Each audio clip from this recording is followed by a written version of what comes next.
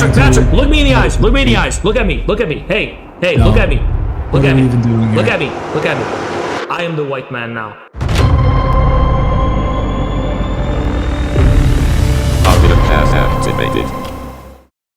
Alright, what is up, everybody? We are gonna get into this debate. It's been a long time coming. The first person from that community, I don't know what you call it, the white nationalist, the alt-right, the this, the that, the Adolf Hitler fandom, I don't know what you call them. We are debating them for the first time. This is the first time they've agreed to debate us. Keith Woods and Joel Davis were, they debated me about China, lost very badly. But we've never actually had the opportunity to debate about all the hot topics about white nationalism and so on and so forth.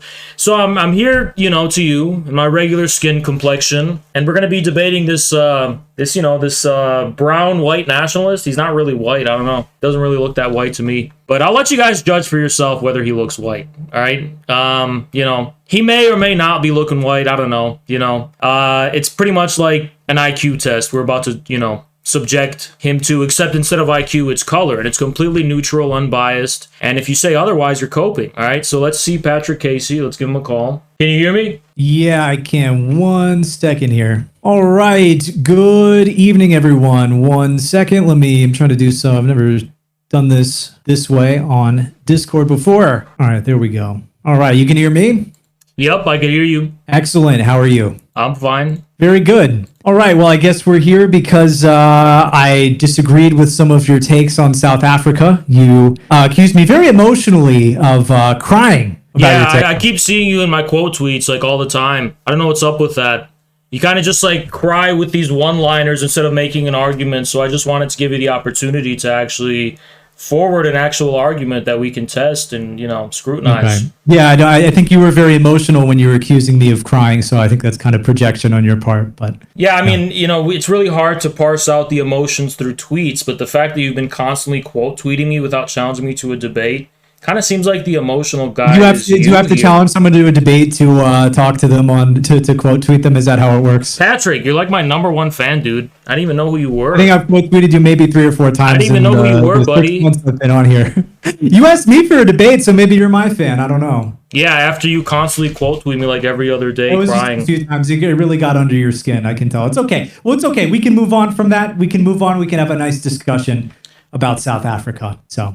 Yeah, okay. And, you yourself, you're looking pretty white today. And, not as white as me, but that's okay. Not everyone can be as white as me. I know it's common for white nationalists to just, not really be that white.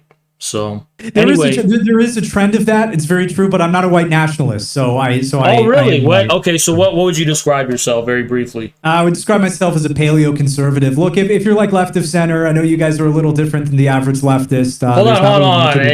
I'm not an expert on this shit, but weren't you like the lead guy of Identity Europa or whatever? That's true. Yeah, once upon a time. Dude, that's not paleo-conservatism. Dude, paleo-conservatism is like Pat Buchanan. You're bringing some like Europe shit, white nationalism under the title of Identity. What we actually advocated for, you do hate Europe and you do hate white people. That's very clear, and I'm whiter than you, as you can see. Yeah, dude. Let's take a test of skin tones. Look at my skin tone compared to you right now. Dude, I'm whiter than you right now. Do you see? How can I hate white people? Yeah, very, very funny bit. You're really going with that, I see. Anyway, look, Patrick, so you're not a white nationalist, so what would you describe yourself as? Paleo-conservative? You just asked me that. Yeah, so you're answering the question. So you're a Pat Buchanan. I don't care what you call me. It's fine. Okay, so you're like a Pat Buchanan paleo-conservative? Right there in my bio, so. Sure. Pat Buchanan, paleo-conservative, is that what we have? We could go with that. Paul Gottfried, yes. Okay. So just to be clear, it kind of seems a little cowardly not to own up to your own past. You're saying you have no affiliation. No, I didn't. I told you that white nationalism wasn't the term that was used. I used a different term, but you were talking so much. All right, so it's another term. It's another term for I hate the black people on the subway. So whatever, right? It's gonna probably be the same in content. That isn't what it is. If you look at the substance of what I've advocated for the entire time of my political career, it's been immigration. Dude, it kind of seems like you sold out, and now seems like critical race theory is affirmative action. So these are the things seems like you sold out, dude. The entire time. Seems like you used to be like label you like. It seems like you used to be like an alt-right guy, and then you kind of pussied out of it because of all the ramifications. It seems like the alt-right died, and they made a lot of mistakes, and I was like, yeah, I don't want to be associated with any of this. So if that's pussing so out, you're a sellout to your own white race nationalist. You would have stayed alt-right. You'd be like the soldiers in Japan on the islands decades after the war ended. So you're not white. You're not. That's look, if I get this clearly, I'm a guy who hates white people, but you're a traitor to the white race by your own logic. You sold them all out, threw them under the bus, and now you disavow everything. No, that's crazy. I've never said that. That's crazy, dude. Really? That's what you're dude. You're like more anti-white than me. Come on, you betrayed the white race, dude. White farmers. Dude, the West has fallen. The black communist regime there. Okay, enough of this banter stuff. You said fuck Europe. You said fuck Europe. Yeah, fuck Europe. Europe. You've had some tweets out there where you're talking about how white people were barbarians in caves and whatever else. You are seething. You gonna cry? You gonna cry? A sense of anti-white resentment. Right? It oozes out of your pores, and you can lighten your skin tone on the thumbnail for your video all you want. And I can tell you're a little whiter, down here on your video for this stream than some of your other streams. This is my natural skin color. Are you kidding? Be white, Haas. I can help you as an actual white person. I can help you out with that. So you're going to teach me how. We're going to go through your ordeal of civility here together. Okay, so I don't want to get lessons on how to be. But let's get to the substance now. After you're all associating the done. Being white with being I don't even know if I can say that on YouTube, but yeah. You can't. That's again, bitch. Just own up to the anti-whiteness. Just own up to it. Just own up to it. I saw a stream where you're saying I'm not anti-white. I support white people. I'm telling you, I get hold on. You refer to that as in LGBT terms. You're the leftist here, though. You're the leftist. You're aligned with all the LGBT stuff. So that's the difference between us. Is I'm not. Okay, we'll get to that in a second. But Patrick, I'm anti-white, and why would I be hiding that if I was anti-white? What am I scared? Am I scared to be anti-white? Why? Well, yes, absolutely, yes. And you want to know why? It's because you're trying to infiltrate MAGA with this MAGA communist. Why, dude? If I hated white people, why the fuck would I want? Proletarians. This is something that happens very often in communism, is where you have outsiders who come in and they say, look at you, revolutionary working class specimen. I'm fighting for your interests. Mm-hmm. But the reality Patrick, I don't know if you know the global situation. You need white people, white conservatives, to think that you're on their side. Why? So of course they're going to say, yeah, I'm against the anti-white. Patrick, let's kind of speed up this little dialogue loop. Why do I need them though? For what? I mean, I'm just based on what you said here. You're saying Europe is gay. I said I can teach you how to be white. You say teach me how to be gay. Okay, so you associate. No, I mean I was talking about you, but gay, even though Patrick, white people have some of the lowest rates. Why do I need white MAGA people? That doesn't really pan out. Can you tell me why I need white MAGA people? I'm actually repeating things that I've already said 2 minutes ago. Right. So, Patrick, you're saying white people are barbarians living in caves. So, yeah, you are fucking anti-white. You can cry about it if you want. You're but listen, a pussy, and you won't admit to it. Patrick, why do I need white conservatives? Go ahead. I just listed off the anti-white things that you've said just over the course of this interview. That's not what I asked, though. Why do I need them? White people? Why do I need them, though? Why do you need them? Yeah, like why do I need to fake if I'm anti-white? MAGA communism is you're trying to sell communism to predominantly white conservatives. Why? Because there's already an established left that I've gotten ostracized from for doing that from. I could just go join them. Why am I doing this? No, you can't. You just said you got ostracized from them, dumbass. They don't want because I stuck up because I'm standing up for the MAGA workers. That's why. This political faction that ostracized me. Are you even listening to what you're saying? Okay, stop swaying out for a second and let's roll back to logic. I know logic is not your There we go. Yeah, listen, I know logic allegedly originated in Europe, but you seem to have not gotten those genes. I've used the term soy before. This is crazy, Patrick, you didn't really inherit the logic gene, so let's roll this back. I was ostracized from the left for standing up for the MAGA workers. Why did I do that? Why did I have to do that? I mean, you would have to be the one to tell me. You're asking me to explain your motivations? Yeah, because here's the thing, Patrick. If you come at me racially, I will banter and come at you racially back. But at the end of the day, I don't hate white people. And if I did, I wouldn't be scared to admit it. And by the way, I can be way more racist than you. Doesn't mean I take it seriously on a political level. Doesn't mean I seriously think white people are savages who have tails living in caves and they're ice monkeys or whatever. Like, you could have banter with someone and you're going jib for jab on racial attacks. Doesn't mean I'm actually going to draw serious political conclusions from that banter. You seem to be really sensitive and like crybaby shit. And here's the interesting thing, Patrick. It's like you say even worse shit. It's like your people who say even worse shit, and now you're crying like a victim of anti-white hatred. Yes, crying again. There we go. You said it like 5 times on Twitter. You said it like 10 times now. This guy's got like 10 words in his vocabulary. He's got like 2 lines of attack. So very good, very good. Well, maybe we should get into South Africa. I think yeah, we sure. could just But talk we have about yet to demonstrate how Haas is anti-white on any fundamental level. Okay, well, I already have said that a number of times. You said a lot of anti-white stuff. You mentioned banter. That I said Europe is Europe. You can say it's just jokes. You can say it's just banter. I'm not really convinced that's the case. Okay, but when it comes to South Africa, I mean, it's very clear you're not sympathetic to the plight of the white farmers there. That is absolutely okay. An Well, anti-white we can get to that. So the first thing I want to establish, right, when it comes to South Africa, and let me actually do something really quick. Because I actually want to reveal, in fact, that I'm infiltrating the white race, and this is not really that genuine. I'm actually a brown guy. Isn't that crazy? Anyway, great reveal there. Your skin tone. I was saving it for the end because I wanted to cast off the mask. Anyway, Patrick, let's ask like the parameters. Do you think there is a white genocide occurring in South Africa right now? I would say generally yes, but it's not. It's a complicated thing. If you look into what Afriforum and a lot of these farmer advocacy organizations, they're very careful about that. But I think if you take a step back, the people who are saying there's no white and this might not apply to you, I'll be charitable here. The people who are saying that there's no white genocide in South Africa are trying to downplay the plight of the white farmers. They're saying, it's not really like any anti-white. So you're not answering my question. It's a yes or no kind of thing. Do you? So it's yes or no. Do you think there is a white genocide in South Africa? I would say that yes, insofar as just yes, yeah. No.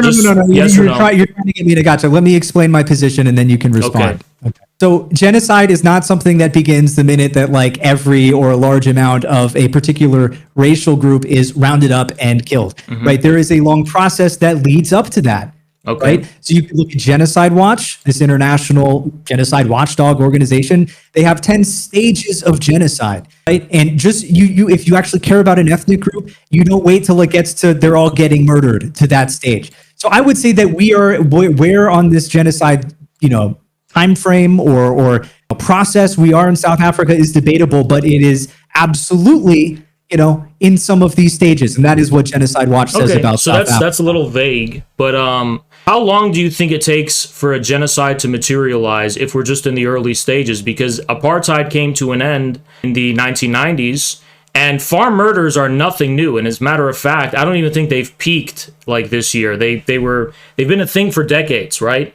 So if the genocide hasn't happened yet, how long have we been in the early stages of genocide, do you think, in South Africa? I mean, the warning signs have been there for years. I don't know. For decades, right? I know he went there in 2014, and he was very concerned about what he saw.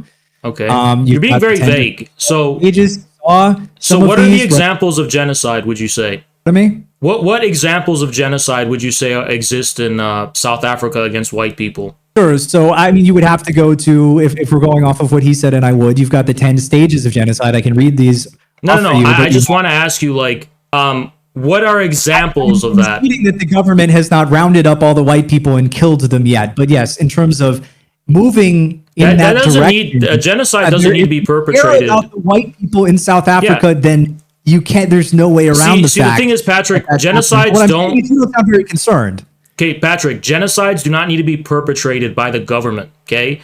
So I'm aware. You can give me examples of things being done against white people that you would think are genocidal. Can you give me any examples? Just in any context? Just a general example of that. Okay, so if we go to the 10 stages of genocide, you have classification, symbolization, discrimination. We could just talk about that one. Yeah. That one's happening in South Africa. They have over 116 racial laws that have been passed since the end of apartheid. Many of these discriminate against white people. Okay. So, the pathetic form of affirmative action. South Africa. Putting the genocide question aside for a second, are you concerned at all? Do you have any sympathy with them? I have sympathy with all people around the world, obviously, but I care about my own country first and foremost. Denying that white people in South Africa are Patrick, you said you were going to lead an example of being a civilized white person, but you don't understand the concept of taking your turn. So I have to get an argument in order for this to work. Okay, one by one. We're not going to just talk past each other or talk over each other. Okay. So here's what I think. typically don't want to interfere in the affairs of other countries, but when you go around making the allegation of genocide, usually that implies some kind of action has to be taken by my country or our countries to do something about it or to respond to it in some kind of way. So it's a really serious allegation. So if you're asking me if I'm concerned about white people in South Africa, I don't know why I would be exceptionally concerned about them in comparison to other groups. If we look at people in South Africa who are overall being victimized by the circumstances. So I asked you again, what examples, what kind of genocidal acts are being done in South Africa against white people that concern you? You said discrimination in the form of laws being passed.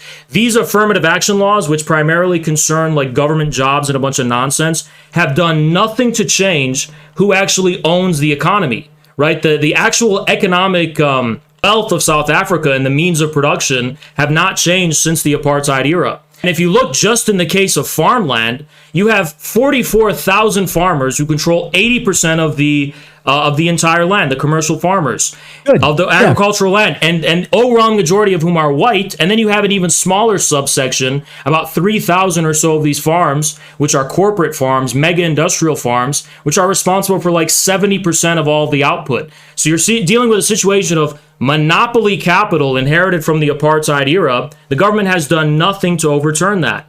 Now, if you're going to say you're concerned about white people because of discrimination, how has this, can you give me examples of how white people's position and stature has been materially harmed by discrimination laws? Yeah, I mean, if you want me to pull up the source here, we can talk about that. Look, you have almost every facet of society. You pointed out one particular thing, one particular way in which South Africa, I mean, assuming those stats are correct, yeah, white people still own a lot of the farms, and that's kind of why. No, they own the overwhelming majority of all of the agricultural farmland. Their ancestors created what we know as South Africa, a much better version of South Africa. And they did so on, according to you, they did so on the basis of might is right, and now the might of the African peoples is coming to bite them in the ass. So when you want to have a philosophy of might is right, don't go crying when a majority black population comes to take it back. So I want to ask you again, Patrick. Crying. There we go. We got the crying again. Well, I mean, who's that is crying?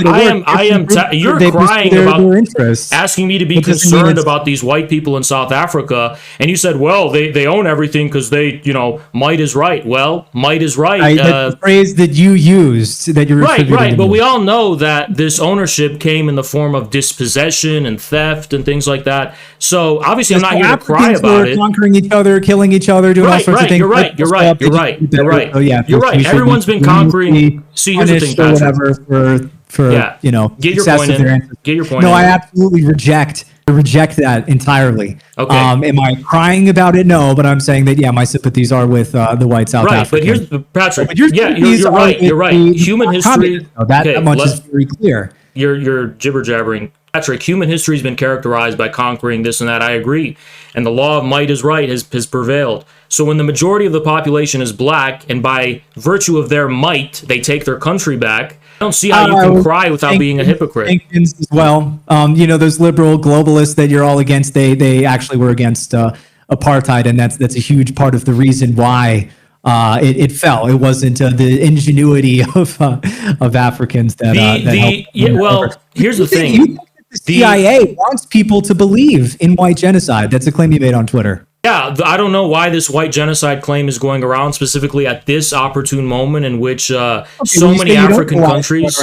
Hold on, Patrick, are you just going to do this thing where you interrupt me at every turn and then bitch and complain at the brown guy yelling over you? Because you can't fucking have a debate in a civilized way? Just shut your little ass up and let me get my point in, okay? You're getting mad. So Patrick, here's the thing.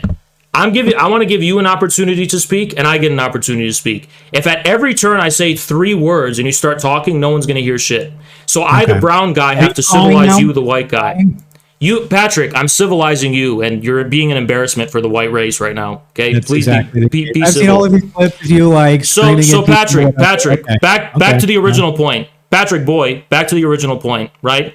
The apartheid system was primarily a political one. And while I agree that there was a huge international effort to undermine the political system of apartheid, that really only kicked in the late 80s when the overwhelming popular opinion was against apartheid in the UK and the United States. For decades, the UK government resisted any attempts to alter the trade relations with South Africa, which they were heavily embedded in terms of financial monopoly capital headquartered in the city of London. They didn't lift a finger until like the late 80s in terms of imposing sanctions, and by that time, they already had a plan for dismantling the apartheid system on terms favorable to them.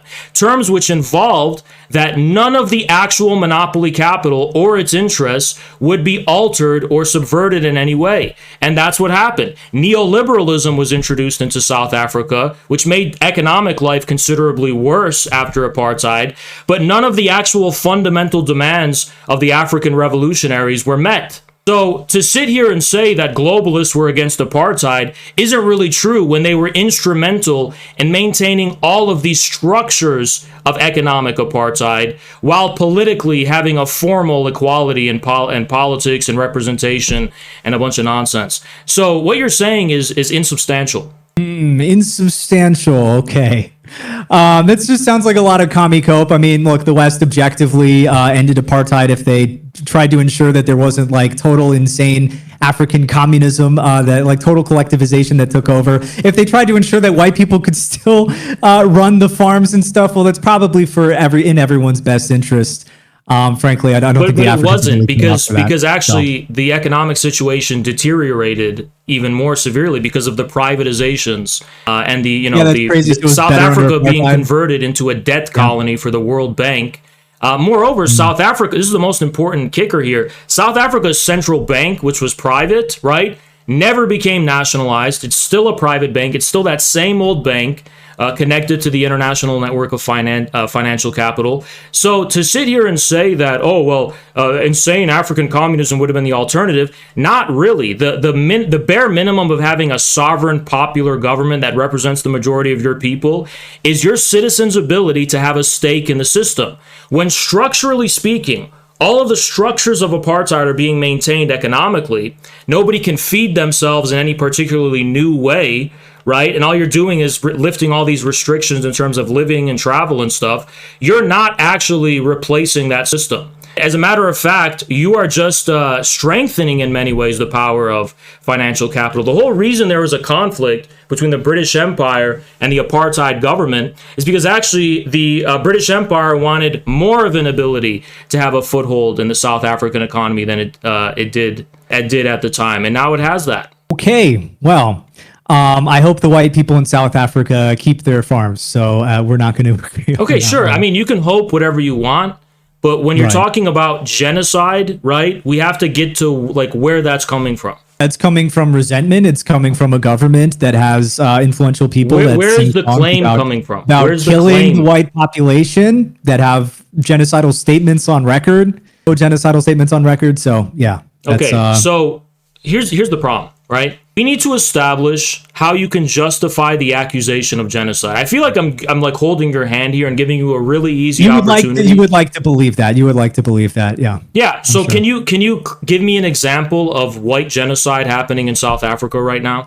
Yeah, I already told you that Genocide Watch has done studies on this, and they've identified multiple of the 10 stages of genocide taking place. So I mean that's pretty reputable. And again, you have trouble understanding that genocide is not. You think we're in the early stages of genocide, right? Since the 1990s. It's heading in that direction. It could not result in it. Things could change. What makes you think it's heading? Okay, what makes you think it's heading in that direction? Right. Well, again, if you want to go to the 10 different standards classification, dividing us into a very stark us and them, and demonizing certain populations, that happens. Discrimination, dehumanization, polarization, right? So, I mean, look, if you want to say it's ethnic cleansing, some of these South African farmer types, intellectuals, some of them say it's ethnic cleansing. Okay. The purpose that the whole reason here is why we bring this up is to say that there is an anti-white agenda in South Africa, that white South African farmers are disproportionately killed and attacked largely because of their race in these farm attacks. and that the situation is bad for them and that it's moving in an even worse direction. So right. Okay, and so the sure. people, regardless of whether or not right now it could be described as, experts, they disagree, agree, whatever. Okay, so regardless of whether or not, see, you're trying to interrupt me after crying that I'm interrupting you. Regardless of that, the question, what really matters is, if you take a step back from it, is pointing out that, the white population there is suffering under a black communist tyrannical regime. And whether or not you were sympathetic. Can you name a single communist regime that has a private reserve bank, private central bank? I'm not interested in splitting hairs over what. Yeah, so it's not. So you're talking out of your ass. But anyway, they're communists. They're commies, right? Okay, they're commies, but the whole It economy doesn't figure belongs. like hyper specific, like sure. Politics, You can totally have communism and a private communism. bank. Yeah, you can have communism and just have your economy be controlled by like international bankers and stuff. It's totally real. Anyway, Patrick, let's get to the substance of what you were trying to say. You think we're in the early stages of genocide because of this liberal jibber-jabber 10 stages of genocide, vague nonsense that can be applied to any situation in any country where there's any conflict between people whatsoever, probably.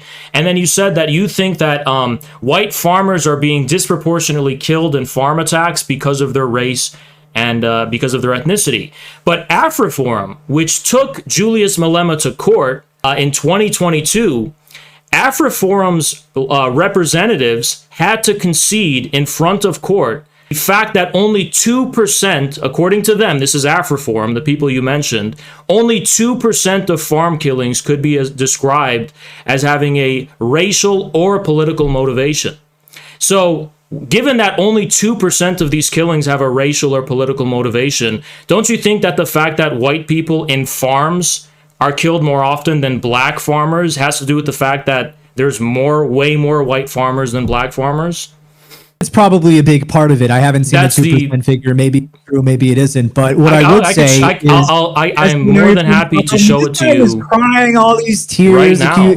About talking over and whatever else, and he's doing the same thing. I'll show it to you right now. You're trying to say that you're white, that you're civilized, you're doing the same thing. Okay, so if you want to have a civilized conversation, let me talk.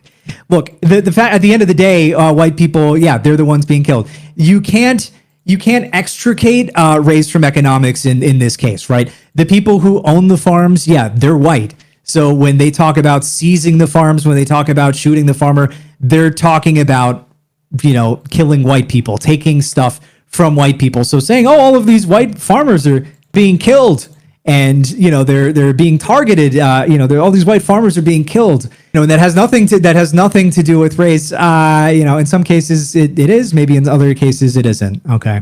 Yeah. So Patrick, you said I didn't have a source. I just provided you the source. I didn't there. say that. I just said, I don't know. I haven't read that one. It's a fact. Okay. So fact.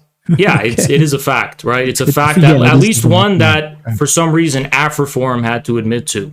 Now, since we've established that only 2% of these farm killings can be said to be racially or politically motivated, let's ask a broader question. Are you aware of how many white people die per year from farm attacks? I've seen all sorts of figures. I was reading some, I think it might have been it's this book, Kill the Boer. Yeah, I could show you Afriforum statistics, and I'll happily go by those if you want. Pull up the ones in the book, but if you want to pull up those, feel free.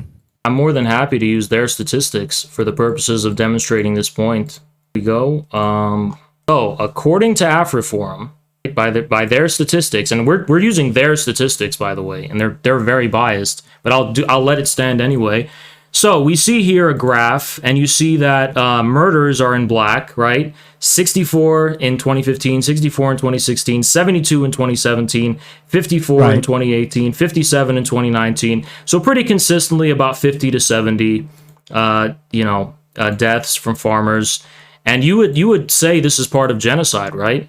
I would say it's in like the early stages. It's heading in a bad direction. I wouldn't say that these on their own right now. You keep trying to make it just like a black and white thing, but it isn't. Like I said, genocide is a process, and a lot of these early stages are already there. But you're not sympathetic to these people. That's the thing. Like the average white conservative in MAGA, these people you're trying to swindle with MAGA communism, they're sympathetic, right? They're sympathetic. They're like, that's a pretty messed up situation that the white people are having to deal with there. But you're like, oh no, the white people are the remnants of apartheid. Yeah, it's obvious which side you're on here. Okay, You've made it very clear.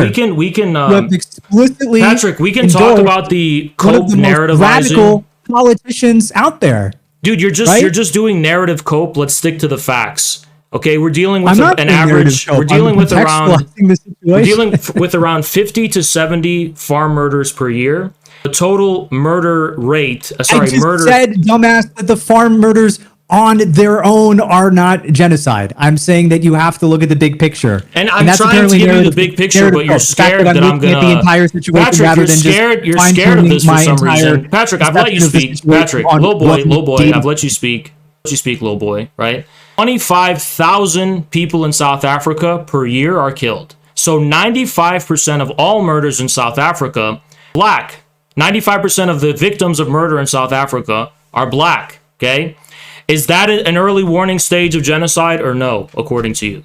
Black people victim of genocide?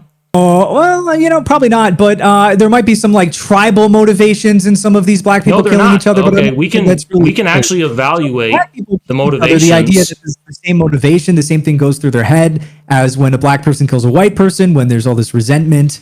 Okay, sure. White people in South Africa, I'm not denying there might be resentment, but according to Afriforum, only 2% of the farm killings could possibly be attributed to that in one form or another. So if you're going to say that, well, white killings are different because they're motivated by resentment, well, at best, only 2% of that is the case. And plus, how much of the let's say 20,000 killings per year in South Africa are political? We don't know, right? But it's an extremely minuscule amount in comparison to the total, right? And even if we just look at household robberies in general, I've heard people make the argument, for example, that, well, how do you explain the sadism and the torture that goes on in these farm killings, right? Well, in household robberies that occur in urban areas, there is actually a higher incidence rate of torture and things like that and violence that goes on. So these are clearly criminal acts with absolutely no provable political or racial motivation. And why do criminals in South Africa torture and whatever kill people? I don't know. I couldn't tell you. But in urban areas, which are overwhelmingly black, it happens at an even higher rate than it does on the farms. Got it. Afriforum also, in this book, Kill the Boer, talks about, a study from Afriforum found that it is not uncommon for farm murders to increase in the months following incidents of hate speech that receive coverage in the media. So this refers to when Jacob Zuma, saying, shoot the Boer, some of these other things. So there is data that would suggest a connection between when the various African black communist politicians go out and talk about shooting white people, shooting the Boer. Okay, then why was it? Then why was it in the court case? Because Afriforum did sue. Maybe you're misrepresenting that data point. That's the thing. I haven't read it. I'll check it out after this. I'm not misrepresenting it. This is what he admitted in a court of law in South Africa. Higher, and farm murders were 36% higher than average for 2012. Upon analyzing 5 high-profile incidents of hate speech directed at white farmers, we discovered an average increase 74.8% in farm murders in the months that follow these incidents. So it's like very clearly. Hold on, but Patrick, Afriforum in a court of law, could not prove any connection between the singing of "Kill the Boer" and any death of any farm Boer farmer at all. And they had an opportunity to present this evidence, including the evidence from that book you just cited. They actually used that book in court, and not once were they able to prove, and they had to concede that they cannot establish any provable connection between the singing of "Kill the Boer" and the death of even one Boer farmer. I don't know. I'm looking at different research in here, so. Yeah, I know your chat's trying to help you really bad, and you didn't come prepared. I'm not looking at my chat. I didn't actually come prepared. You've got your Discord doing the hard work. I did, and I actually did my homework before I did this, just to be prepared. So Patrick, so just to be clear, right? There is no provable connection between the song "Kill the Boer" and the death of even one. No, I'm telling you that the data I'm looking at, dumbass, says that there is. Okay. Okay, can you present the data in any kind of way that shows there is? The data. I'm not going to read it again. So you said. Hold on. This is what you claimed. You claimed in one of the years. White genocide's happening. Where's your source for that? Where's the evidence for that? That's a pretty hefty claim. Hold on. What's my source for the claim that white genocide is not CIA happening? wants people to believe that white genocide is happening in South Africa. Wait. Oh, that the CIA does. Well, I mean, I don't have any definitive proof, obviously, but I was just making the spec. Okay.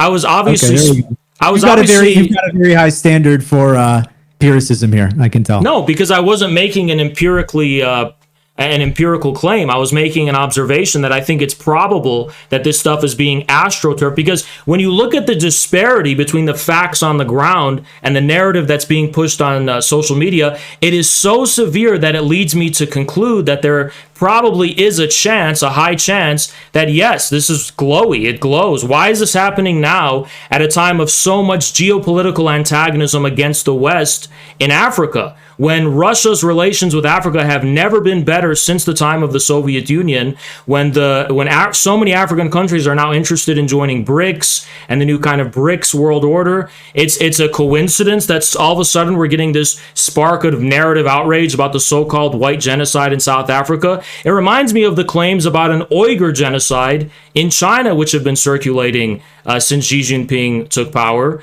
which also were completely fucking nebulous bullshit. And while that's more provable in terms of the source being CIA with Adrian Zenz and stuff, it follows a similar pattern. So do I have concrete proof the CIA is pushing this? But it is following, conveniently, fulfilling the CIA's agenda in Africa.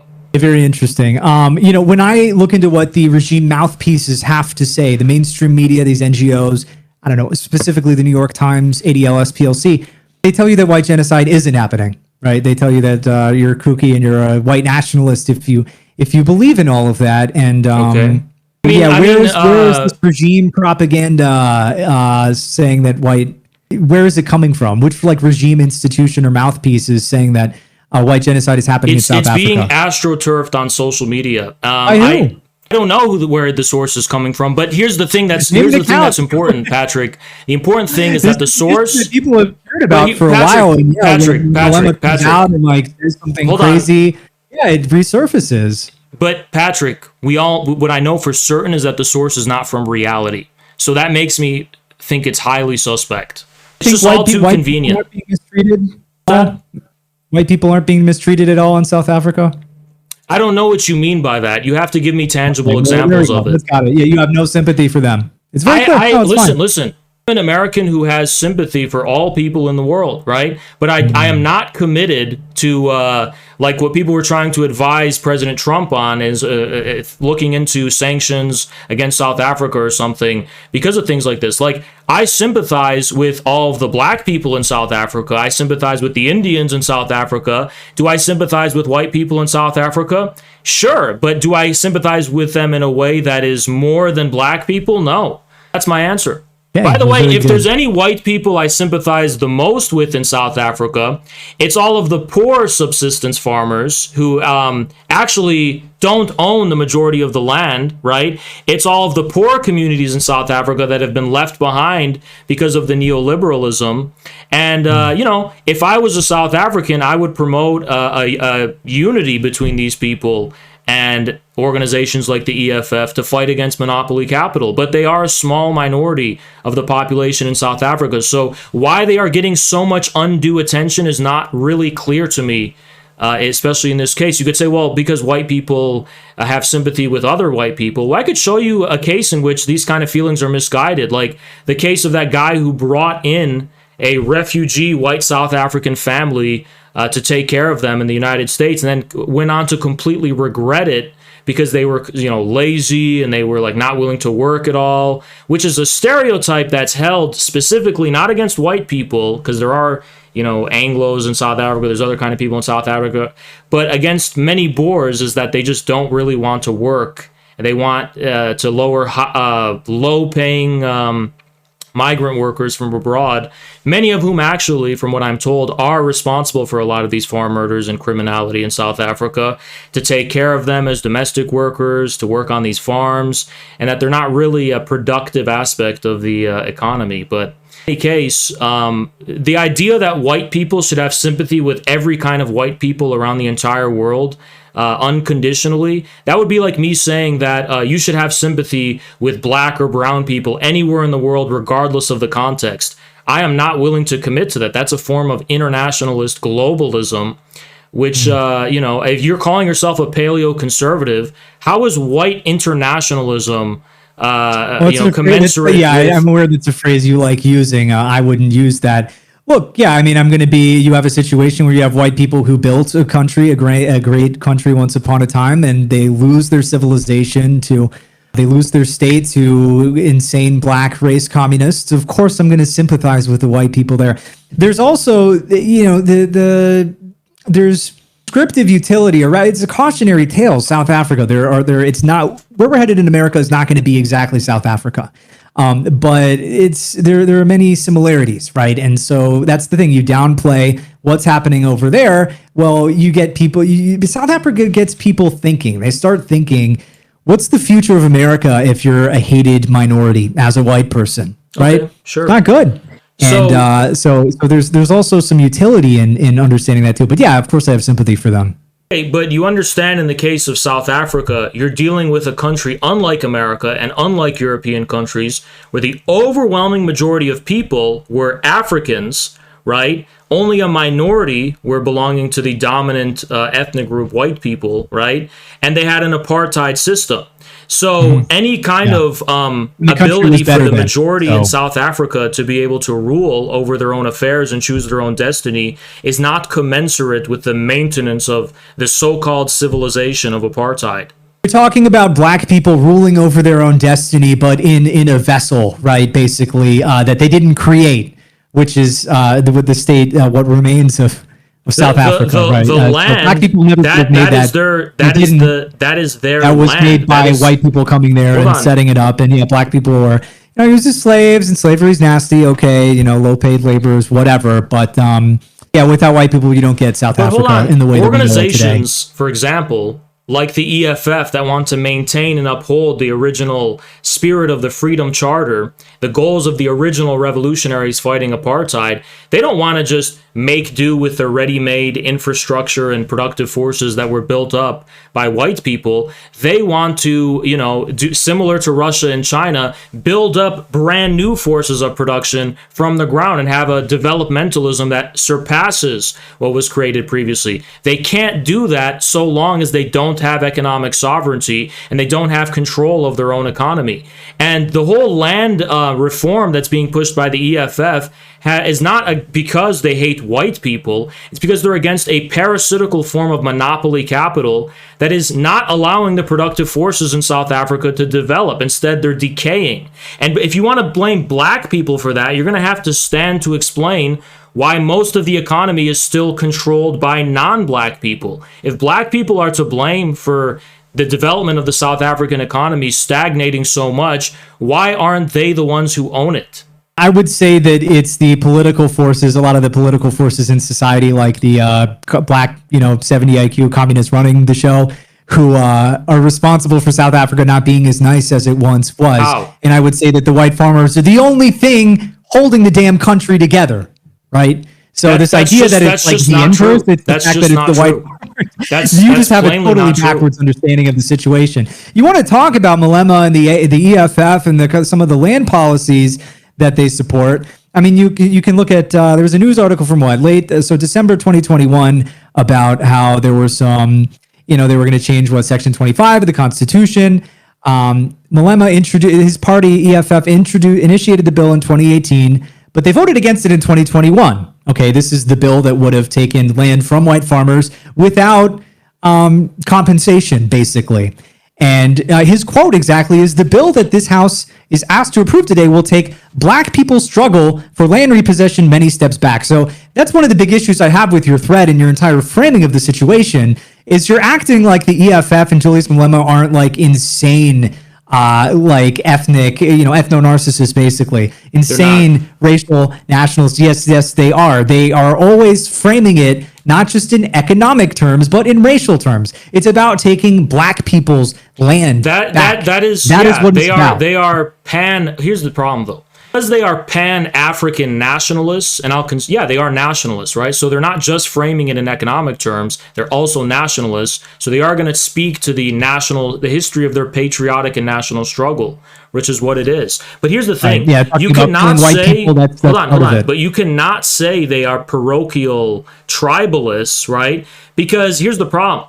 There are so many different black ethnic groups in South Africa who don't intrinsically like each other, and the contrary is true. There's a lot of conflict at that front. And most importantly, there's a lot of animosity, especially toward immigrants, toward black immigrants among the population. And the EFF has never caved into that parochial sentiment. So yes, I agree that oftentimes they will frame the struggle in terms of fighting white monopoly capital, but what exactly, why does that necessarily have to refer to every single individual white person? Doesn't it just refer to the fact that they're also dealing with African civilization and African people not having sovereignty over their own land? I mean, that's a fact, right? So to say that because they mention white people, this and that, yeah, sure, they mention that. You're also underplaying.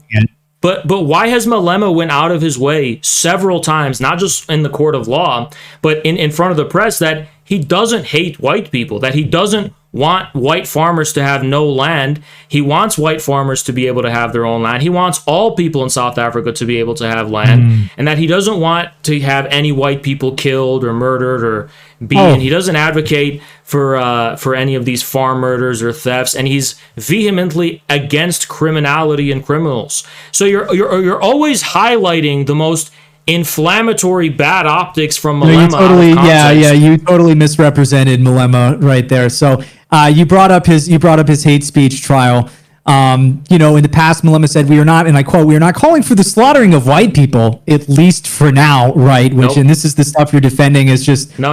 He's so not against white people. This is hilarious. Okay. So as a person, and so he was asked whether he would. Malema was asked in this trial, would he pledge that he would never call for the slaughtering of white people? Malema says, sure. He says, I pledge for that. And then the guy who's asking him this says, okay, can you take a pledge right now? And he says, no, I'm not going to do that. When asked whether it could be him in the future who makes the call for the mass slaughtering of violence, Malema testifies that he may call for the slaughtering of white people in the future. He cannot rule out that possibility. Patrick, so I just want everyone watching this, everyone who maybe is on the fence, or people who don't really know what's going on here. This is the guy that we're dealing with. This guy is trying to whitewash these. If someone says, "Well, I can't promise," Patrick, little boy. This is the guy who wants you to believe that there's no risk of genocide. I hate to rain on your party, Patrick. Now that you're done, you see your mouth is smiling. Your mouth is open like a autistic. And my mouth was closed when you were saying that. It was open when I was talking, though. Yeah, people's mouths open when they talk. Patrick, the thing is, that wasn't a court trial at all. It was a BBC hit piece interview taken out of context in which Malema said like 7 times that he pledges against violence against white people. Then the interview stunned him and confused him into saying, no, I can't predict the future. Malema said he himself will not call for the death of white people. But as far as the future situation, Malema's basically saying, actually wrong, because I have the video with the transcripts here, and they're in the courts. Yeah, and before the gotcha question, the bullshit manipulative media hit piece tactics got him to say something that sounded bad. It's a complete misunderstanding of what he was trying to say, because 7 times he did pledge that he will not call for violence against white people. Believe that. You also just said it. I do even know what I'm talking about. Read the transcript, Patrick. I'm looking at it right here. He's in court. And they have timestamps for this. This was a BBC interview. This was not court. That's just the issue with you, man, is you're operating in bad faith here, because ultimately, your sympathies are with the black communists. They're not with the white people. Maybe you don't hate them because they're white, but at the end of the day, it is the white people who. The thing is, Patrick, as much as you try to cope. If you're just approaching this just in economic commie terms, well, you're going to end up being anti-white, and that is what you are. Here's the thing, Patrick. The thing is, there's a lot of projection that goes on your front, because you make it seem like my worldview is based on race, and it's not. I happen to support all revolutionaries against the system of unipolar globalism against the hegemony, against the World Bank, against the City of London, whether they are white Dutch farmers in their actual homeland, whether it's British people during Brexit with whom I sympathize, whether it's MAGA people in America, whether it's the Canadian truckers in Canada. These are all white people. They're all white people who had my sympathy and support because I take a principled stance against global monopoly capital. Now, when black people are fighting global monopoly capital, obviously have my sympathies. You unconditionally just want to say all white people are inherently good. I support any white person because of the color of their skin, no matter what. That's not my worldview. It's not based on race. It's ridiculous. My worldview is not based on race. I've never said all white people everywhere are great. I am on the side of every white person ever. Well, in the case of South Africa, you clearly support the forces of globalism. This guy was just trying to say that where I got that Malema quote from was a BBC interview. No, it's not. You have no idea what you're fucking talking about. It was an interview. It was a video interview done by a journalist. Said that he has not. When he says, "Oh, I'm not going to kill white people," he like multiple times he said, "But I can't say that I won't in the future." Okay, so there's no way around that. Let's read the transcript. Can we read the full? Can we read the full transcript of that entire interview for us? You're not going to because it's going to reveal. It's going to reveal. If you're not familiar with this, I can send it to you later. So. Yeah, I've watched the video several times. It wasn't in a no. No, again, you're saying it's a media hit piece. It's cross examination. I'm looking at Julius fucking Malema sitting in the chair. Right, provide me the link. Provide me the link to this. You're so fucking stupid, dude. You have no idea what. Before you call people stupid, go ahead and provide the link to this. I'll send you the link, but I don't have time for you to watch it here. So maybe you can get that on. So you're just making it up?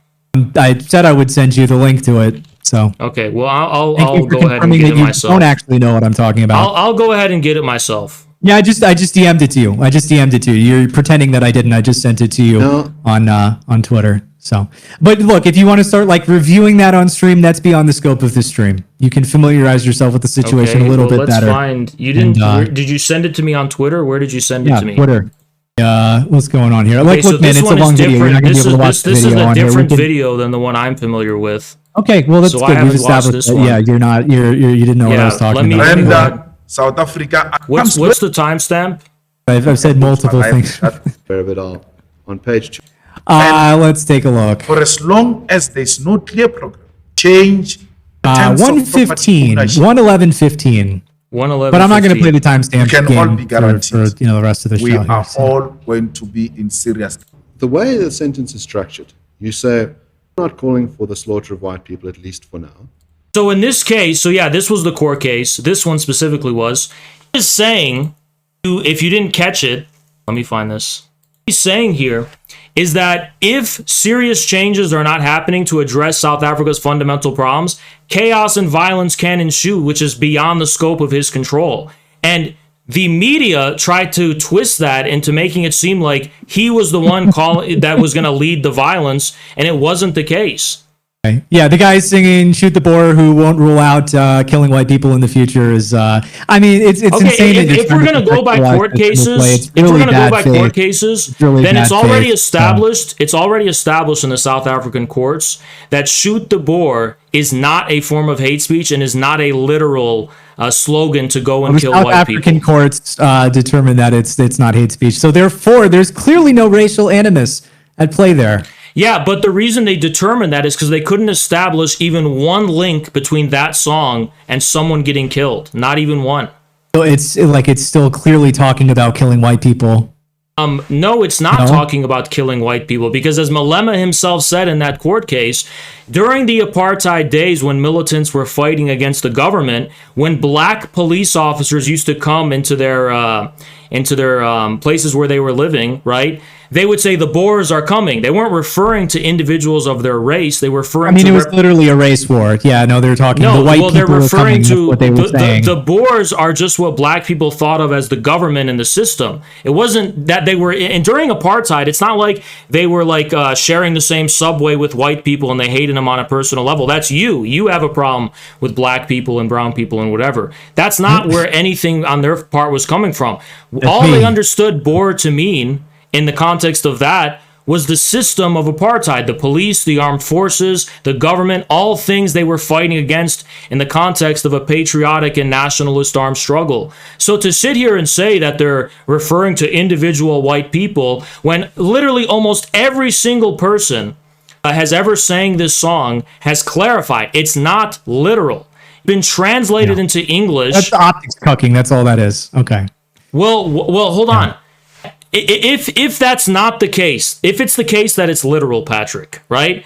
You need to at least show me one case or a few cases, minimum, right, where the singing of that song has inspired people to go out and kill white people. Why have they not killed any white people as individuals because they're white? I already provided the data that's in this book, Kill the Boer, that after that you have these high-profile situations where ANC or EFF people sing these songs, you do see an increase. You do see an increase there. So. That could easily be a coincidence, and that's just sure not true either. Yeah, I'm sure that's just Patrick. Only 2% of all farm killings could be said to be political or racial in their motivation. Maybe, I don't know. You're saying that. Okay, Patrick, can you give me a case where one EFF person killed a white person?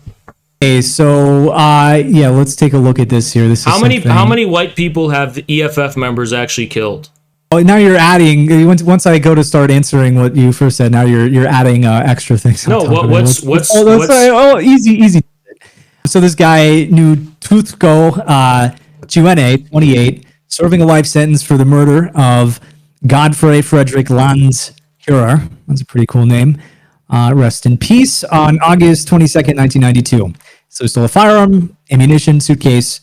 He stole the guns to defend his community from the... What year was this? Freedom Party. Chun said is accomplished in what year was this, Patrick? So this is 92. 1992.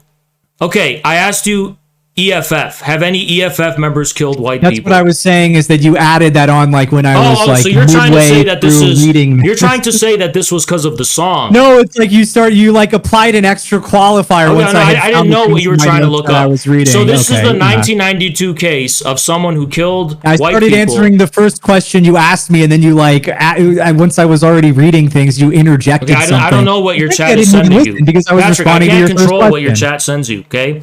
So you're trying to say that... My chat is not sending me anything here. So. Okay, sure. Patrick, you're trying to say that in 1992, as a direct consequence of someone singing this song, a white person was killed, right?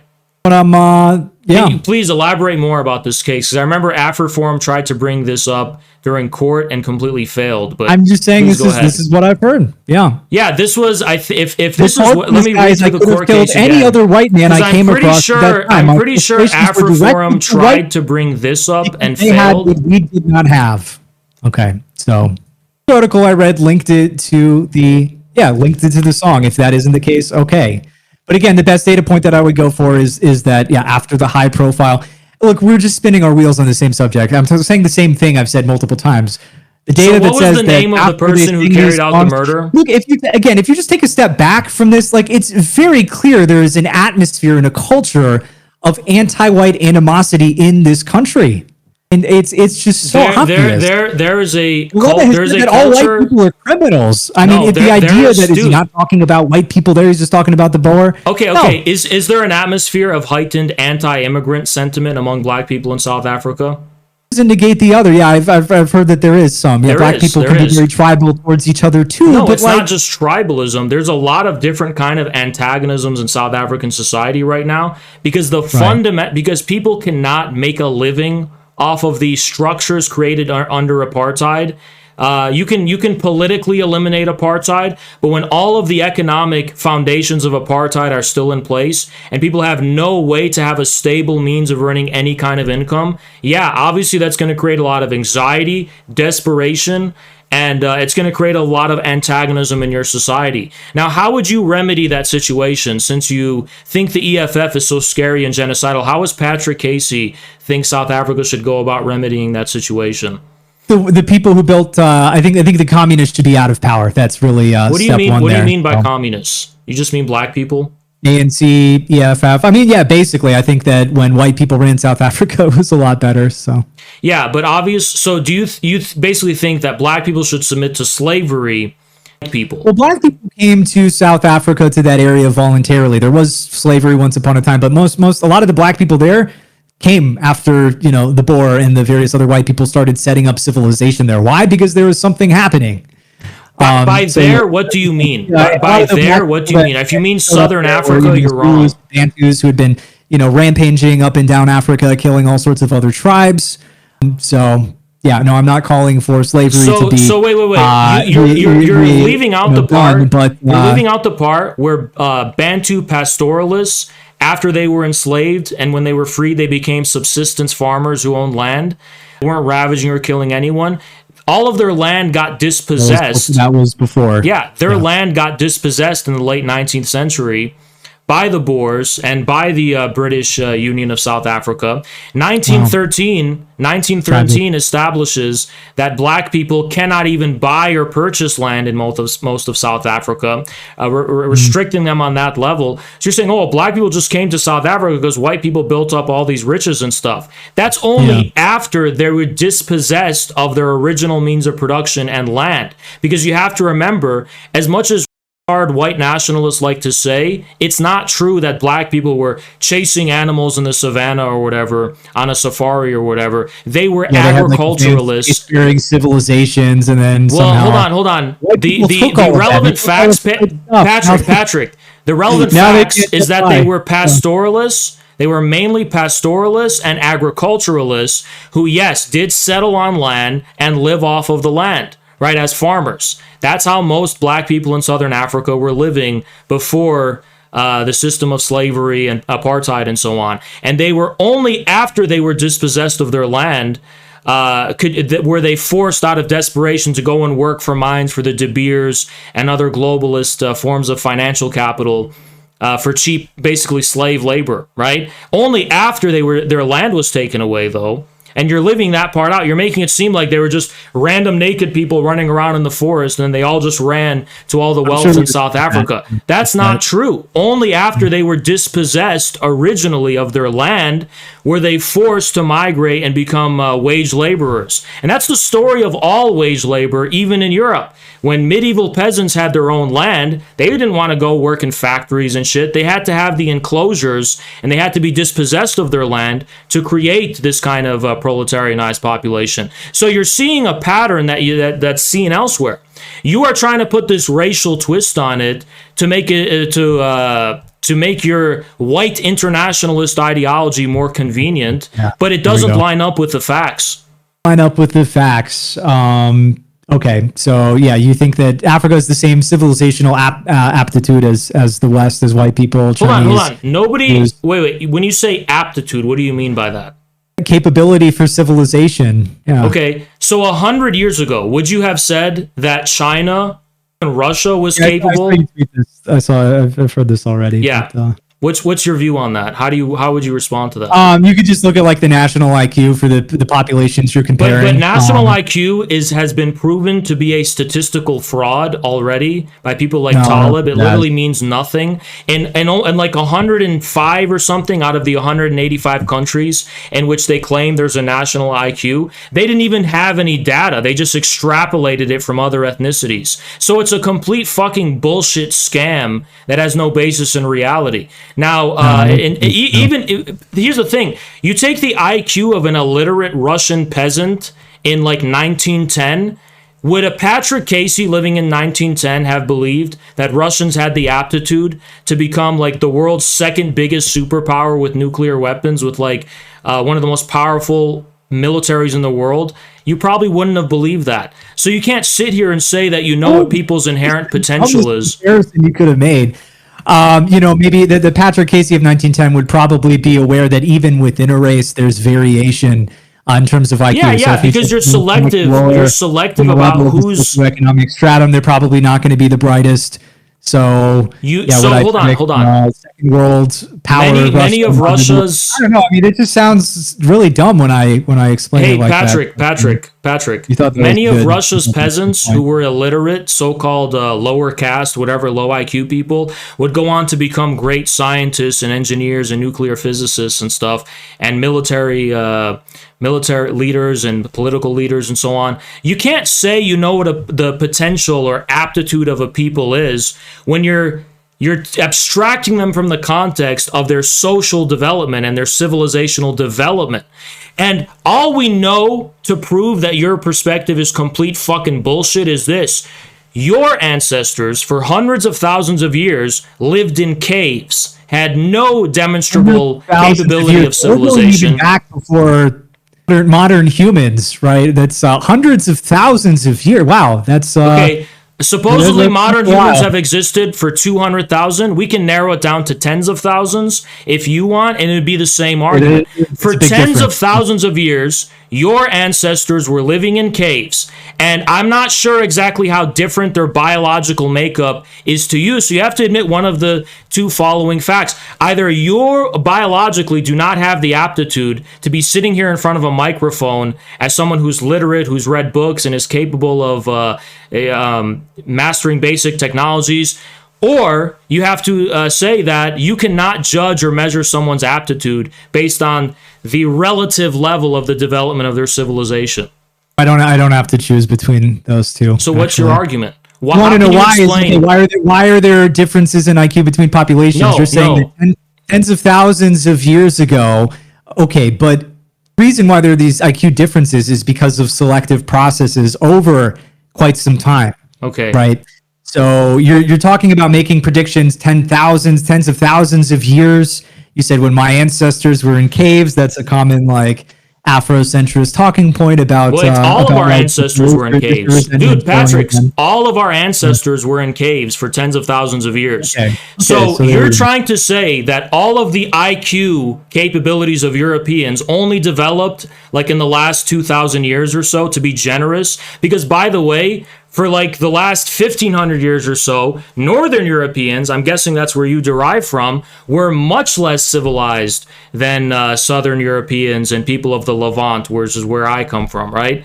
So how can you measure the aptitude? Cultures got there. They picked it up pretty quickly. Right? What happened when those Germanic barbarians encountered the wealth of antiquity and Christianity? Well, they did pretty damn well. If you look at, encounter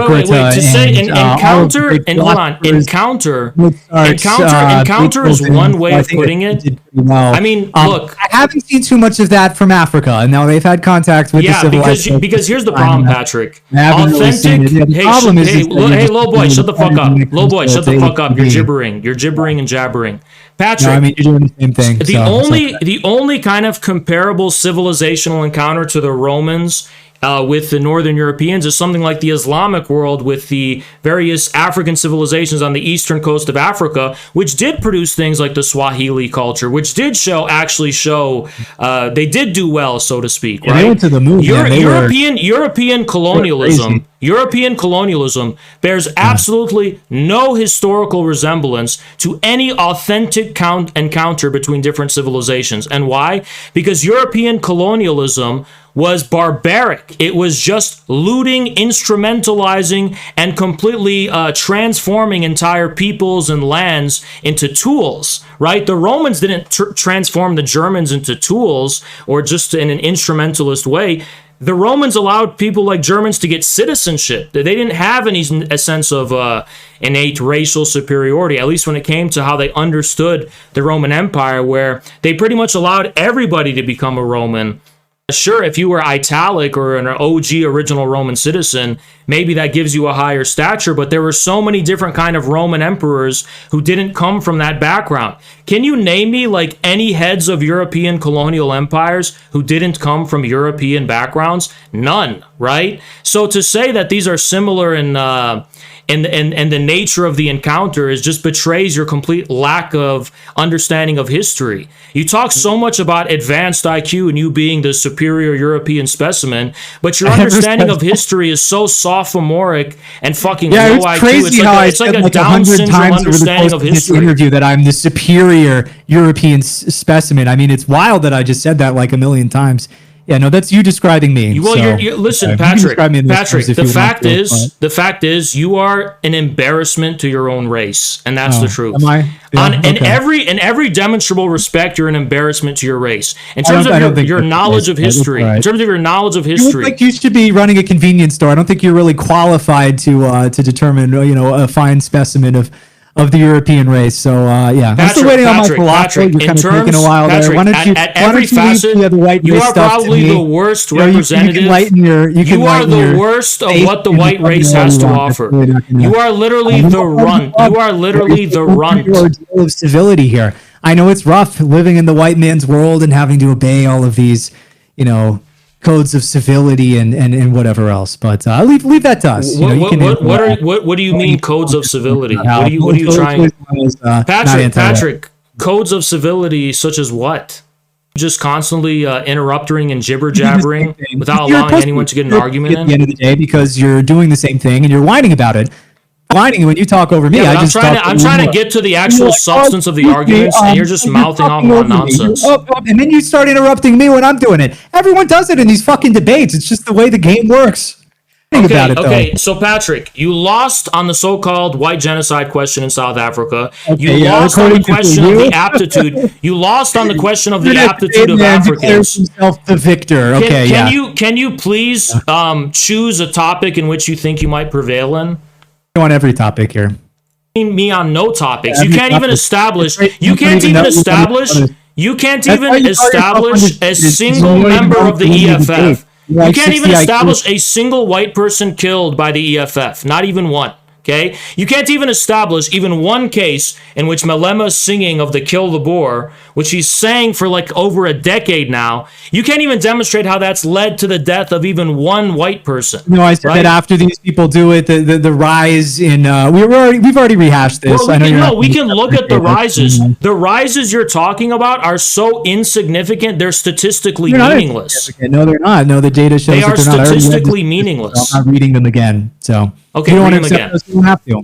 Read them right? again. Because you're anti-white. At the end of the day, you side with the anti-white black communists, the people that say that all white people are criminals, the people that are trying to explicitly take white people's land, and you're saying that this regime is not anti-white. Okay, so here's my question for you. So Patrick, I know you want to be a victim so bad. Patrick, I know you want to be a victim so bad. A real communist would say, yeah, fuck those white people. But you're a pussy and you're scared to do that. You won't even do that. You won't even be a real communist. What am I scared of? What am I scared of? Okay, I'll say it. I'll say the magic words. I will say it. It's just I don't believe it. Hey boy, simmer down, boy, simmer down, right? Yeah, you keep the Arabs taking charge. Arab is taking charge. It's Constantinople, the fall of Constantinople. All right, know your place. Listen. Let me tell you something, Patrick. Okay, yeah. Hey, white boy, the brown guy's in charge now. White boy, we're doing Caraboga now. Yeah, you go. Listen, Patrick. Little prodding and the mask. Hey, white boy, shut your mouth. Shut your mouth, little white boy. Hey, shut your mouth. Now let me ask you a question, right? You're saying I'm scared. You're saying I'm scared to be anti-white. How do you square that with the following fact? Just answer this for me, right? If you can sustain that claim. Why is it? How do you cope with this reality? Why is it that the entirety of the left says that I'm a white supremacist? So much so that they deny even my ethnic background. They actually say I'm a white guy pretending to be Arab, right? It's Schrodinger's Haas. I'm white if you're a leftist, and I'm black if you're a right-winger, right? So how do you square that with the fact that nearly every leftist claims that I'm a white supremacist and calls me a white supremacist? You're saying that I'm anti-white to the core, right? Both of these things be true. I'm just trying to understand it. You've logic trapped me. No, dude. What you're asking me is how can the left call you a white supremacist, but I can call you anti-white? Yeah. Okay. Left is the left. It would be one thing if I was calling you both of those things, but two separate parties can reach different... How do you square that with the reality that I gain nothing, but I gain nothing from being... I gain nothing from lying about this. Find her That's the unattractive. point. You can look at her and find her attractive. It's like Patrick, I gain nothing by pretending not to be anti. I call anyone who disagrees with them in any way, and I'm aware there are some differences, probably not that many, between the way you see things and the way a DSA person does. So yeah, they'll just call you a white supremacist. It's the same reason why they call, Clinton Greenwald a white supremacist. It's like, yeah, it's just a very silly.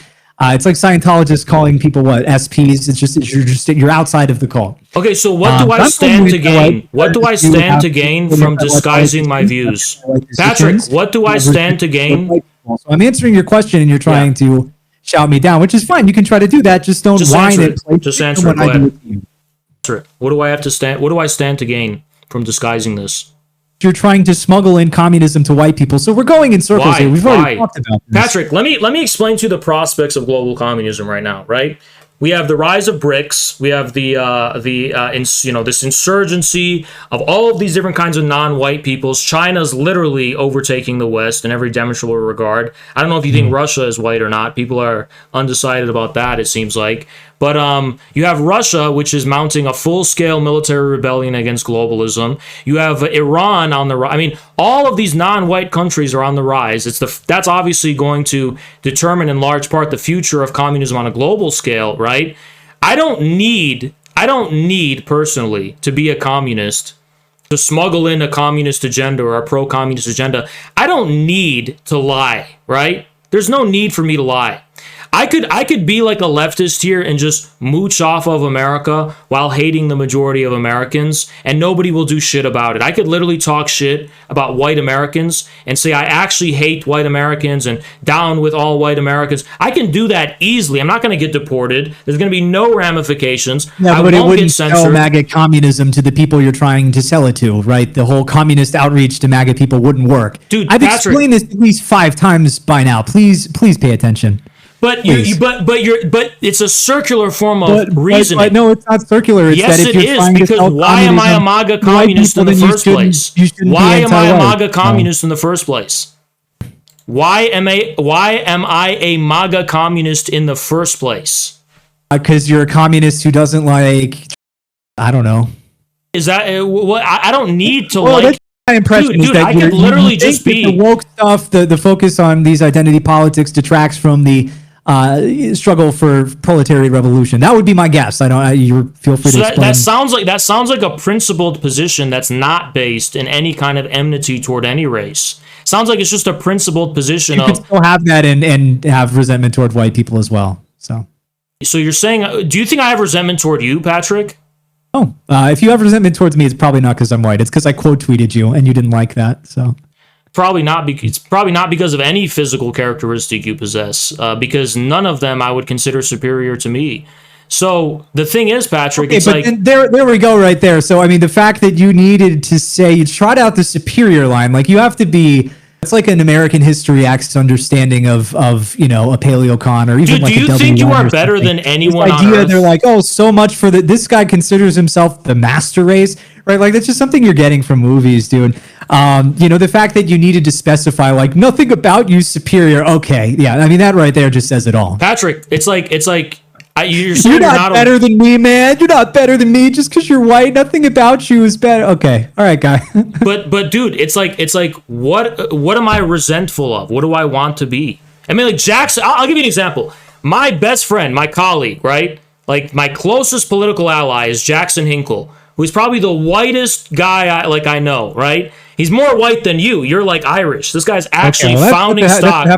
Jackson Hinkle is founding stock from the Mayflower white. If I was resentful against white people, why would he? I mean, MAGA communism has 2 faces. My face, which is brown, right? No one's denying it. And then Jackson's. It's the whitest guy on earth. If this was about being resentful against white people, how do you square that? Where does that fit in your worldview? You have personal resentments toward white people. Not every white person, dude. Black people will be friends with white people and still just have like kind of. It's not that he's my friend, dude. It's not that he's my. It's not just that he, dude. Jackson is literally my closest political ally. It's not just it's like a black friend. Like in terms of this movement, or whatever that's being created, there's 2 people. It's me and Jackson. There's Here we two go. faces of MAGA communism.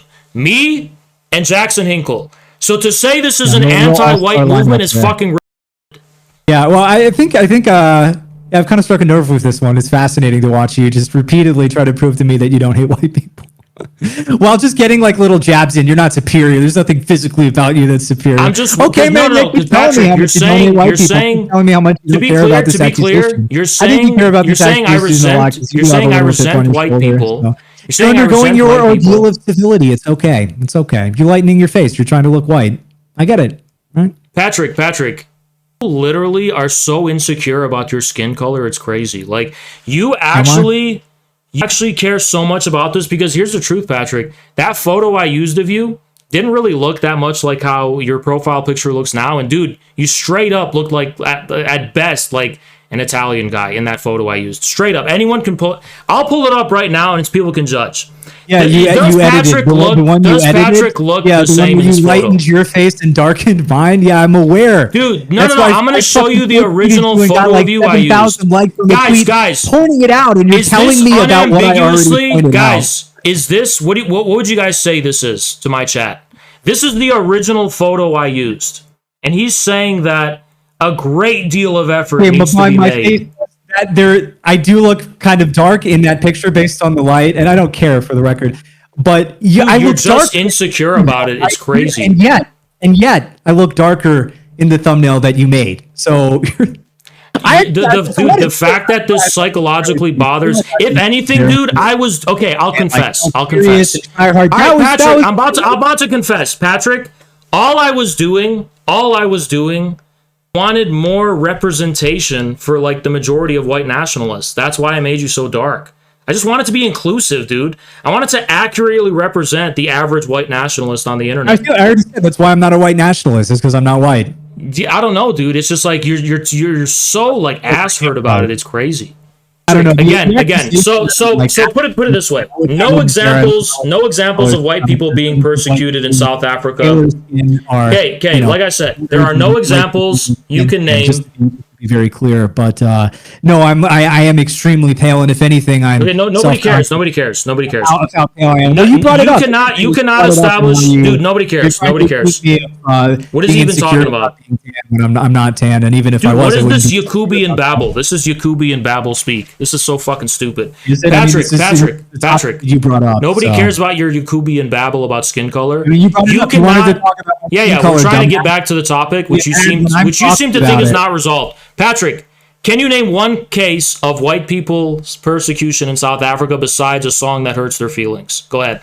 Yeah, I mean, I could look at the 116, racial laws that preference non-whites in other places. I'm aware it hasn't totally stripped white people of their lands. That would be one example. It has done nothing. It has done nothing. Dude, it has done nothing to affect it, Patrick. It has done nothing to affect to confiscate your land because of Patrick. It has done nothing to affect.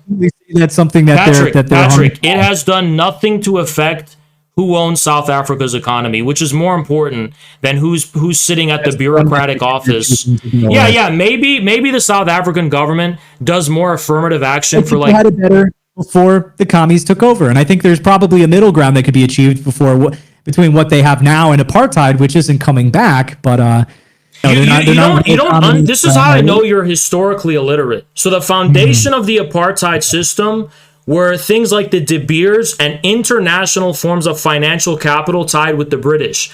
The apartheid system only changed, right, because when the British and the Americans decided to, because of public pressure, institute sanctions against South Africa, that form of financial capital saw that as an opportunity to deepen neoliberal reform in South Africa. Privatizations, elimination of forms of protectionism and things like that. So that's why they got in on it, right? When you sit here and say like, oh, we could just go back to how it was before, these very same forces that were responsible for apartheid, Patrick, the same power behind apartheid, the same powers, Patrick, the same powers behind apartheid, how it was before.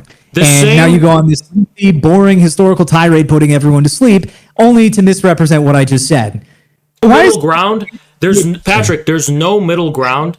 There There is no middle ground because I said the opposite of Patrick, you're such a fucking there is no middle ground. There's no middle ground as far as bringing back. Here's what a middle ground would look like. It would look like what people are trying to promote here in America is doing away with racial preferences that favor minorities. I think doing away with that. You know what would strongly make you know what? Hey, look, Patrick. Here's the thing. Dude, I don't know. Maybe it wouldn't work, but at the end of the day, you want white people to lose their farms. So no, that's not what I said. Yeah, I want Patrick, like 3,000 farms, total of millions of white people, 3,000 of farms connected to global monopoly capital, right?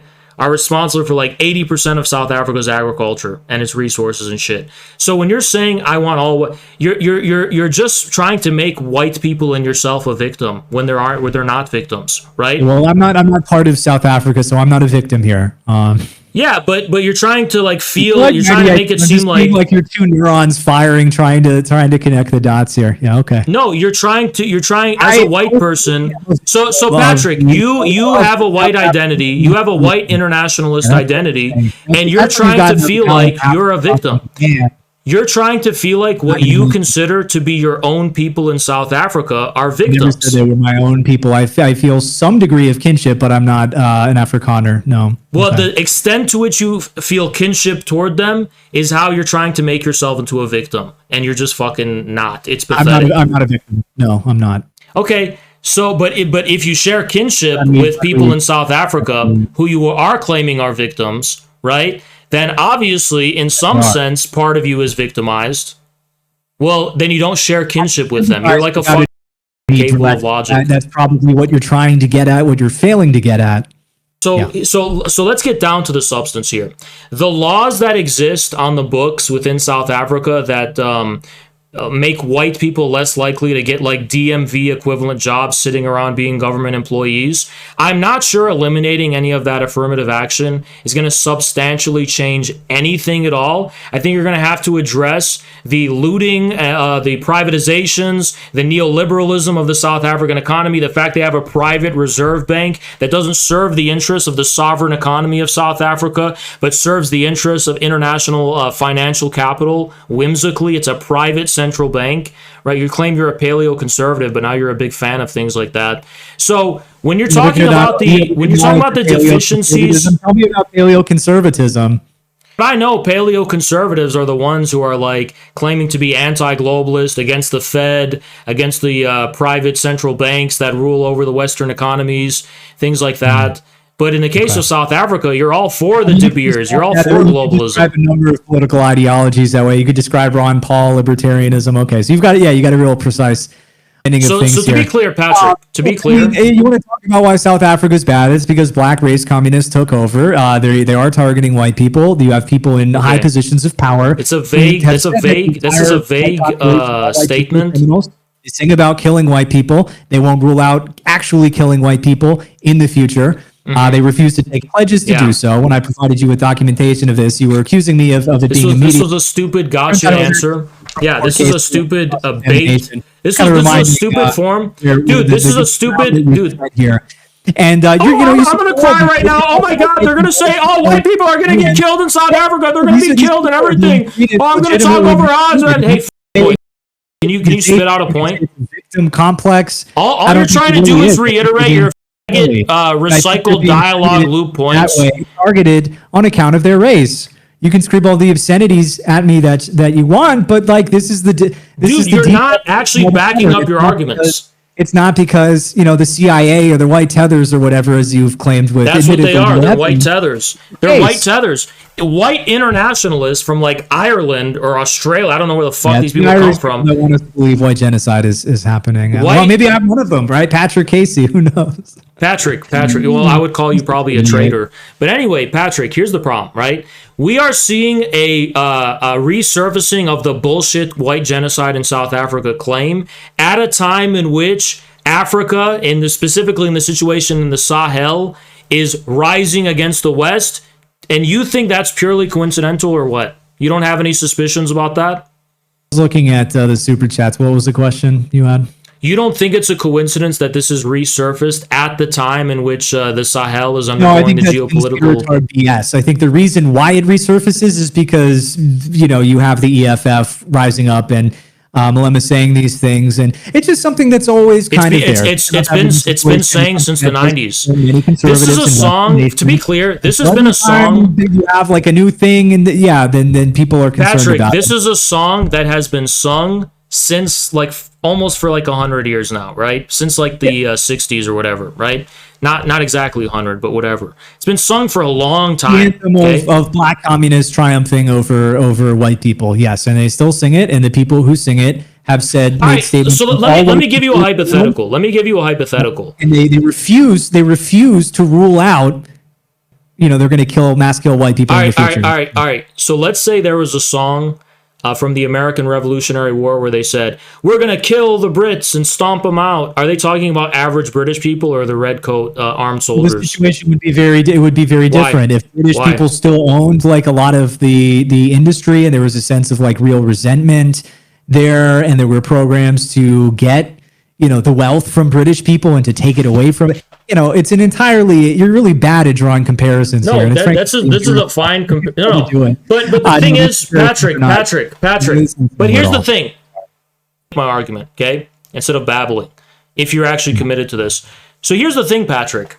You can say the situation is different, but if you are willing to admit that kill the Brits within the context of a revolutionary war doesn't mean individual British people, then if you can say that might be true for kill the Boer under the anti-apartheid struggle, we have to evaluate what the continuation of singing that song could mean now. Now, it could mean, for example, a patriotic song as a callback to this struggle in the past. But in the case of continuity with that struggle, we have to ask the question, why does the EFF think that the militants of that patriotic struggle should be continued? Is it because they want to kill white people, or is it because they recognize the fact that on the economic level, which is fundamental, nothing has changed and the struggle is continuing?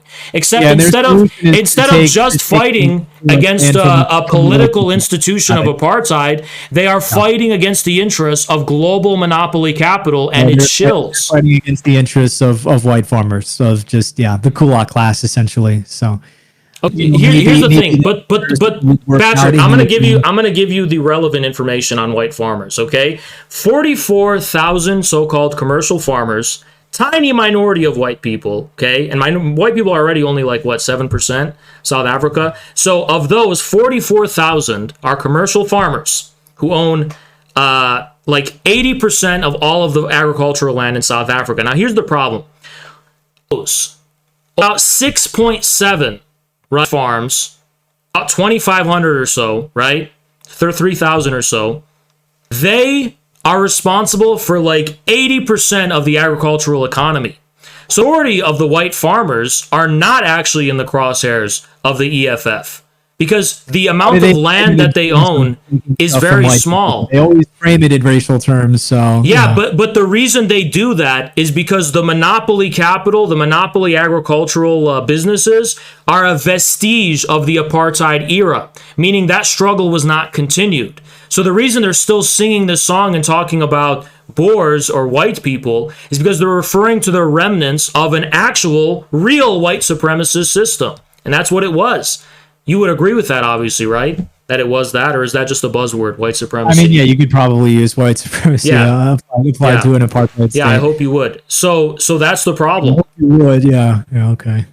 Look, man, I mean, we really just are not on the same page. If you think that a guy who says that all white people are criminals, I mean, that's like something that there's no way around that. That is painting an entire group of people, an entire race as you know, bad, essentially. So when Malema says, what's the context of Malema saying all white people are criminals? People who would go, through these mental gymnastics to rationalize all of this disgusting language and these policies and the whole entire situation are people who are not. I just think you're taking things. South Africa, right? So that's why. Hold on. Even if every position you hold is not motivated by a hatred of white people, okay, but hold on. You're making some things up. So Malema in 2011 did not say all white people and criminals.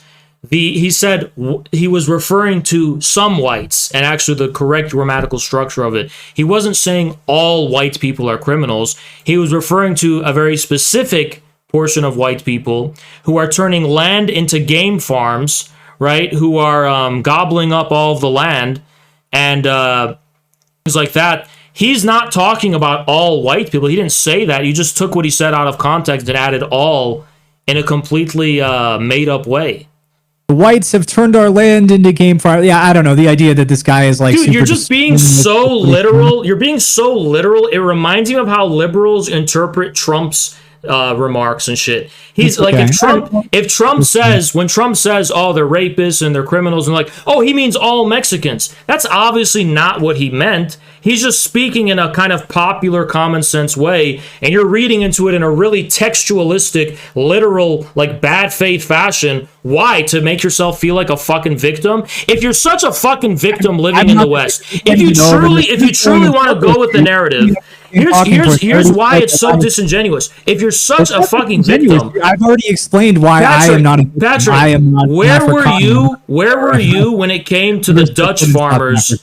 Where were you when it came to the Dutch farmers in the Netherlands? Because you talk about white people being victims, but it seems like you don't give a fuck about the actual white working classes in any country who actually are fighting against the ruling capitalist class. I don't care about the white working class in any country. What if have we even discussed that? There we go. Because you're a disingenuous.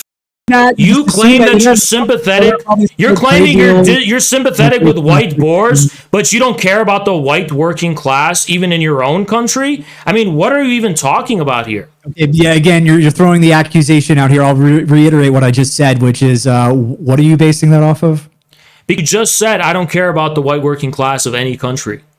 Yeah, maybe I heard something. Maybe I just hallucinated. Maybe I just hallucinated, okay? If you're not willing to commit to that argument, then we can go. So, I don't think I said that. So if you care about the white working class, right? I'm sorry, if you care about white people so much, why are you never at the vanguard of like white working class struggles, for example? Why are you always outspoken there, like the Dutch farmers who are fighting against the corporations and their government, or the Canadian truckers? Where are you when it comes to things like that? I don't live in either of those fucking countries, dude. So, yeah. So those don't have your sympathy or what? Sympathy for them? Yeah, sure. So you're going to talk about fucking a minority of Boers in South Africa, but you don't give a fuck about white working class people rising up in their own countries to make life better for them? Okay. Here we are again. This is very tedious. I know it's hard for you to keep up with what I'm saying. In this instance, this particular instance, it was like a one-word answer. You're saying that I don't care about, these other groups like the Canadian truckers. I literally just said that I did. I literally just said I supported that. I'm sure I tweeted, talked about it. I probably did a whole stream on it. I don't know what else I can really do to help these people in other countries. You're saying I don't give a fuck. Yeah, I do.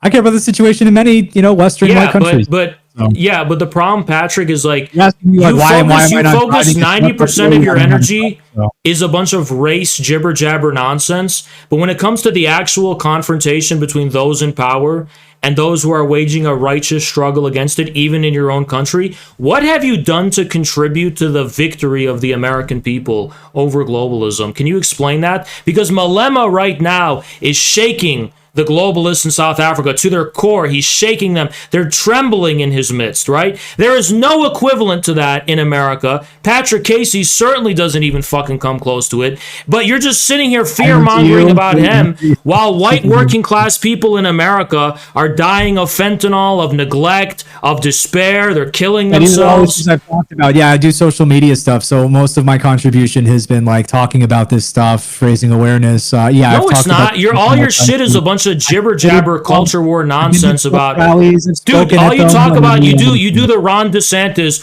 The wokeness is a new religion or some shit like that. When are you actually speaking out for white? Wokeness is not a religion. Everything that you've come at me with has been so baseless. Mad at this. Whatever. You're bitching about woke. You're only bitching about wokeness. There is no discernible element. Patrick. Do you claim to be a dissident just so you don't say I put words in your mouth? How can you claim to be a dissident if you don't put at the forefront seizure of the fundamental means of production, dissolution of the Federal Reserve, establishment of a state sovereign bank? How can you be a dissident if you don't? You know what's really funny is that a lot of people, Leonard, do call for that, and they don't get banned from things. They don't get canceled in society in the same way. Yeah. So yeah, you want to know the significant difference? If you're a real dissident, you're a right-wing dissident. I'll explain that to you, why, Patrick. I'll actually explain why that is. That actually gets you super canceled. Yeah, if you want to say supports like the proletariat uprising, you could get a job at Google, right? You could get a job in the government. You can get a job also. You're wrong. You're like me. You're looking at it. There's no other option other than this. Okay, so trying to like distance check. Let me know when you're finished with your argument. I am finished. Yeah, I'm finished. I think I made a pretty good case there. Okay, so now that you're finished, while you can make phrases about supporting this or that, when you tangibly actually do pose a threat that you're able to do this in political terms, they come at you harder than anyone else. All of the laws for the persecution of American citizens on the basis of political belief, if you didn't know this, started out against the labor movement, started out against the socialists and the communists. They were the first victims of it. Now, you can say you're going to get canceled for saying you love Hitler or some shit, whatever, but when you actually tangibly pose a threat to the system, they don't just cancel you, they fucking kill you, dude. Fred Hampton, that guy in Chicago, they straight up killed that guy. These people disappear and die when they threaten the reign of monopoly capital. So yeah, you can say it and speak on behalf of it. But when you both hold on, I'm gonna finish, little boy. When you both speak on it and show that you have some like strength behind it and you start organizing people around it, it's a different fucking story, little boy. When you both speak on it and show you have the strength. Destiny's shoulders. What are you talking about? You're like 5'3". No, the argument which you didn't let me finish, which is that I was responding to that, and then you yelled over me. Yeah, but I wasn't finished with my point. When you actually challenge the regime, which is calling for seizing the means of production. No, it's not. That's not what challenging the regime is. Like you said, you didn't let me finish. You can't just say it. You can't just say it. You have to take tangible steps to making that message tangible through organization. So there's a difference. You don't just say it, you organize. You actually build power that gives weight behind those words. And that's what gets you fucking killed, okay? So like I said, you didn't let me finish the point. Now, what is your argument in response? Go ahead. I would say that the person who has by far challenged the regime the most in recent memory is Donald Trump. Well, they haven't killed him, at least not yet. So the idea that they're putting him in jail, they're literally putting him in jail. What standard are you even putting up here? Does this even apply to you? For the crime, I'll get to that. I'll get to that. Let me respond to the point about Trump, and then we'll get to the thing about me. For the crime of giving expression to the possibility of dissident politics in America, it's not enough for him to get killed, although they probably would if they could and get away with it. They're trying to throw him in jail. Do you know how much he's getting indicted and shit right now with the FBI coming after him? Can you name a single president in history who has been indicted on criminal charges ever? So if you're trying to make the case to me that the system is going after Trump, you actually don't need to because but you're saying that well, they didn't kill him. They kill you. You specifically said that when you actually are taking substantive material action against the regime, that the regime kills you. You didn't say they locked you up. Which has happened to a lot of, which has happened. Yeah. That, okay, but you're talking about killing you. That has happened. Now, on the business of me personally, I am not well known enough. My voice is not amplified enough. I don't have people on the ground yet organizing and talking to ordinary people and stuff. So at this stage, I mean, I have been censored like crazy, right? They have done things like that which is crazy, right? I get so deplatformed and censored, and yet I'm not being racist. I'm not attacking the Jews. I'm not being pro-Hitler. But for some reason, they're still doing it. It's pretty crazy. But in any case, right? When it comes to taking tangible steps, you can't just do what Trump does either and just give a platform to the possibility of this. Unlike Trump, you actually have to go to war with the globalists economically. You actually have to forward political programs, find them fundamentally. He hasn't taken any real positive step politically, Trump. All he did was clear the way for dissident politics, which he did not really himself contribute a lot to in terms of tangibly fulfilling. I mean, his foreign policy, he gave a lot of leeway to the neocons. When it comes to his domestic policy, he just let the GOP do whatever the fuck they want. The reason they're after Trump isn't because of what he's done politically. It's because what he has made politically possible. I mean, yeah, Trump is under attack from the establishment. Thank you for that. Yeah, I agree. I don't know where you're going with that, but yeah, well, why did you bring up Trump in the first place? Well, they didn't kill him. Look, the standard that you initially set up was that the system, like, you're basically saying, I'm not a real dissident because if you actually challenge the system, they'll kill you. You're not. But not only are you not a real dissident. You're not, see, there you go. Patrick, see, if I was in your position, I'd be complaining that you're talking over me. But okay, I'm just finish your point. Finish your point. Just keep that in mind next time you start whining about, but Patrick, let me talk. I'm letting you finish your point. I could just keep talking like you do. It's just like you being anti-white. You can't admit to it. You can't admit to the fact that you're talking over me. Okay, I will admit on record that sometimes I talk over you when I perceive I got your point. But if I didn't get your point, please continue speaking. All right. I mean, I was trying to rehash things about, look, you said I'm not a real dissident because if you are a real dissident, then the regime kills you. That's what you said. You gave Fred Hampton as the example. Okay. Well, so what I got from that is you saying that the regime has to either kill you or try to kill you for you to be a real dissident. I mean, that's basically what you had said at this point. You had said nothing about getting locked up. When I provided Trump as the example of someone who has actually challenged power and has not been killed, the reason I did that is to say that the regime has to be like actively trying to murder you. Setting that as the standard for dissidents is stupid because it doesn't apply to, again, the person who has been the biggest threat to globalism in recent. So you just kind of you said, "Oh, we'll throw him in jail." Okay, well, what are the? So there are more criteria at play here. It's not just whether. Wow, huh? So if you're done, you babble for like another 75 seconds, wasting time, and I already. No, I don't think you actually understood anything I said. I already had digested your point. There was nothing you finished. You didn't finish any point. So to address, okay, are you ready to shut up? Even when it's like one-word answers. Okay. Are you ready to shut up? Because I digested your point before you wasted everyone's time. Shut up. I mean, what's even the point at this point? What are we even discussing here? So, Patrick, my response is this.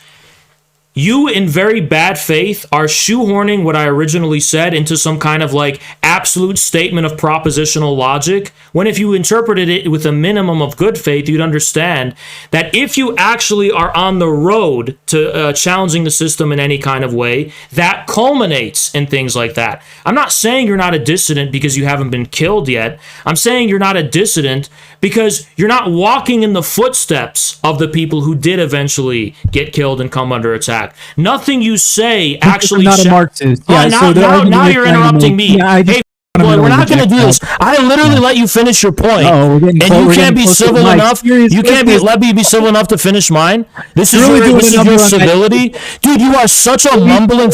You can't even restrain yourself. You cannot even restrain yourself. Patrick, you cannot even restrain yourself. You literally have to soy out with your cunt mouth constantly speaking. Will you commit to allowing me to finish my point, or are you just going to turn this into a shit fest? Intimidating me or talking about trying to beat me up. Patrick, are you going to commit to allowing me to finish the point? I think you're the kind of guy who goes on your Discord and begs people to like your tweet so you can ratio someone. And in fact, I've seen leaks from your Discord of you saying just that. Okay, sure. Patrick, literally, Patrick, straight up, dude, Patrick, straight up, Patrick. Again, I've seen that picture. You're up to Destiny's back. You're not tough at all. So you want to huff and puff? You want to get close? When we meet in person, we'll see who's tough. Okay. Patrick, when we meet in person, we'll see who's tough. So you're talking a lot about how you want to suck my cock and shit because you're a no one cares about that, Patrick. Please stop being a Patrick, stop being such a Patrick, stop being okay? Now, let's get to the actual substance of the debate. Will you commit, will you commit to allowing me to finish my point as I allowed you, or you want to turn this into a shit fest where I just roast the shit out of you and your non-existent chin? I don't know. You're the one that's getting mad. You're not going to get under my skin. That's the difference here. I think I will. I think after the debate, you just scream into your pillow like a fucking repressed, like all you other fucking talking about gay stuff here, man. I'm not interested. Just to be very clear, I'm not interested. So yeah, I like women. You probably. You want my pillow? That's where's that coming from? Where's that coming from? Where's that from? I don't care for the banter shit. I just don't. Like, you want to talk about the debate, or do you want to get to like, you're talking about pillows and stuff. Where is that coming from? It's like, do you want to actually get to the fucking debate or not? A pussy right now. You look like a bitch who's running away from the substance, and I'm trying to rope you back in. Yeah, that's the difference between. Dude, you're like a ballerina. You're like a ballerina on your fucking tippy toes, trying to you're trying to fucking maneuver your way out of the substance of the debate, talking about a bunch of other nonsense. Now, you cannot restrain yourself from not allowing me to finish my point. I already admitted I interrupted you, and I let you finish your point. Will you do the same? Interrupting me the whole time. I've been interrupting you. I admitted that I interrupted you, and then I let you finish your point. You didn't let me finish my point. So, are you going to actually debate me, or are you going to keep just mouthing off? 2 hours. Yeah, I mean, what's left to debate here? I don't know. It's about whether you're a fraud or you're a real dissident. Whether I adhere to infrared hazes, I qualify as no, by any reasonable standard. Are you a dissident or are you a fraud? And that criteria is like you're by any trying reasonable criteria. Yeah, you're a shill. You're a shill for the globalists. You're a shill for international capital. You claim that there's you couldn't even admit there was a white genocide in South Africa, even though that's the hill all of your supporters have been dying on. You couldn't name a single example of real persecution by white people in South Africa. You couldn't actually explain to me any real tangible connections between the singing of this song and the death of even one white person. You couldn't even establish one member of the EFF who killed a white person. You completely ignored how Julius Malema several times says he doesn't want to kill white people. There's way more evidence suggesting that he doesn't than the contrary. You ignored all the relevant evidence that, according to Afriforum, who you cited, only 2% of farm murders are racial or political in nature. You completely don't understand anything about the history of South Africa. Your understanding of white identity is nebulous and groundless. You claim that I'm anti-white. There's not a single point that stands to argument or reason to follow that line of argumentation through. I am willing to debate you on any of these things so long as we can both get our points in. I admit I've interrupted. You interrupt me, but the problem is when I let you speak, and then I speak in response, you just continue interrupting me. You're complaining again, but I was actually just responding to your dissident point, which is what you wanted to discuss, and you started talking. So will you let me finish my point? Will you let me finish my point? Will you let me finish my point? You're going to do it to me. Don't cry when I do it to you. Will you let me finish my point? I know your place. Just finish my point. You're not a real dissident. That was the least convincing attempt at being like powerful or intimidating I've ever seen. So. Okay, boy, shut your mouth now and sit down. Yeah. So you're asking me to like let you talk in good faith, and then you're like, "Yeah, that's right, bitch." Like, I'm not gonna let you talk. You are bitch. You are bitch. Patrick, do a side profile turn for us right now. No, let's do it, Patrick. Side profile turn right now. Side profile turn right now, Patrick. Side profile, chin check. Let's do a chin check. Chin check. Come on, you got a beard, and you're trying to like chin and jaw check me. No, I don't think so. I've got a chin. It's right here. There you go. Where's yours? Oh, you got it all covered up. Okay. But how long do you think my beard is? This is like a non-existent beard. That's how long it is. It's long enough to cover your chin. So. Okay. Do you want me to go shave right now for you, Patrick? No, I don't care. Yeah. Okay. So Patrick, finish my point. Okay. Accusing you of being a fraud, not because you haven't gotten killed. And you said I establish a criteria in which anyone who actually tangibly threatens the system gets killed.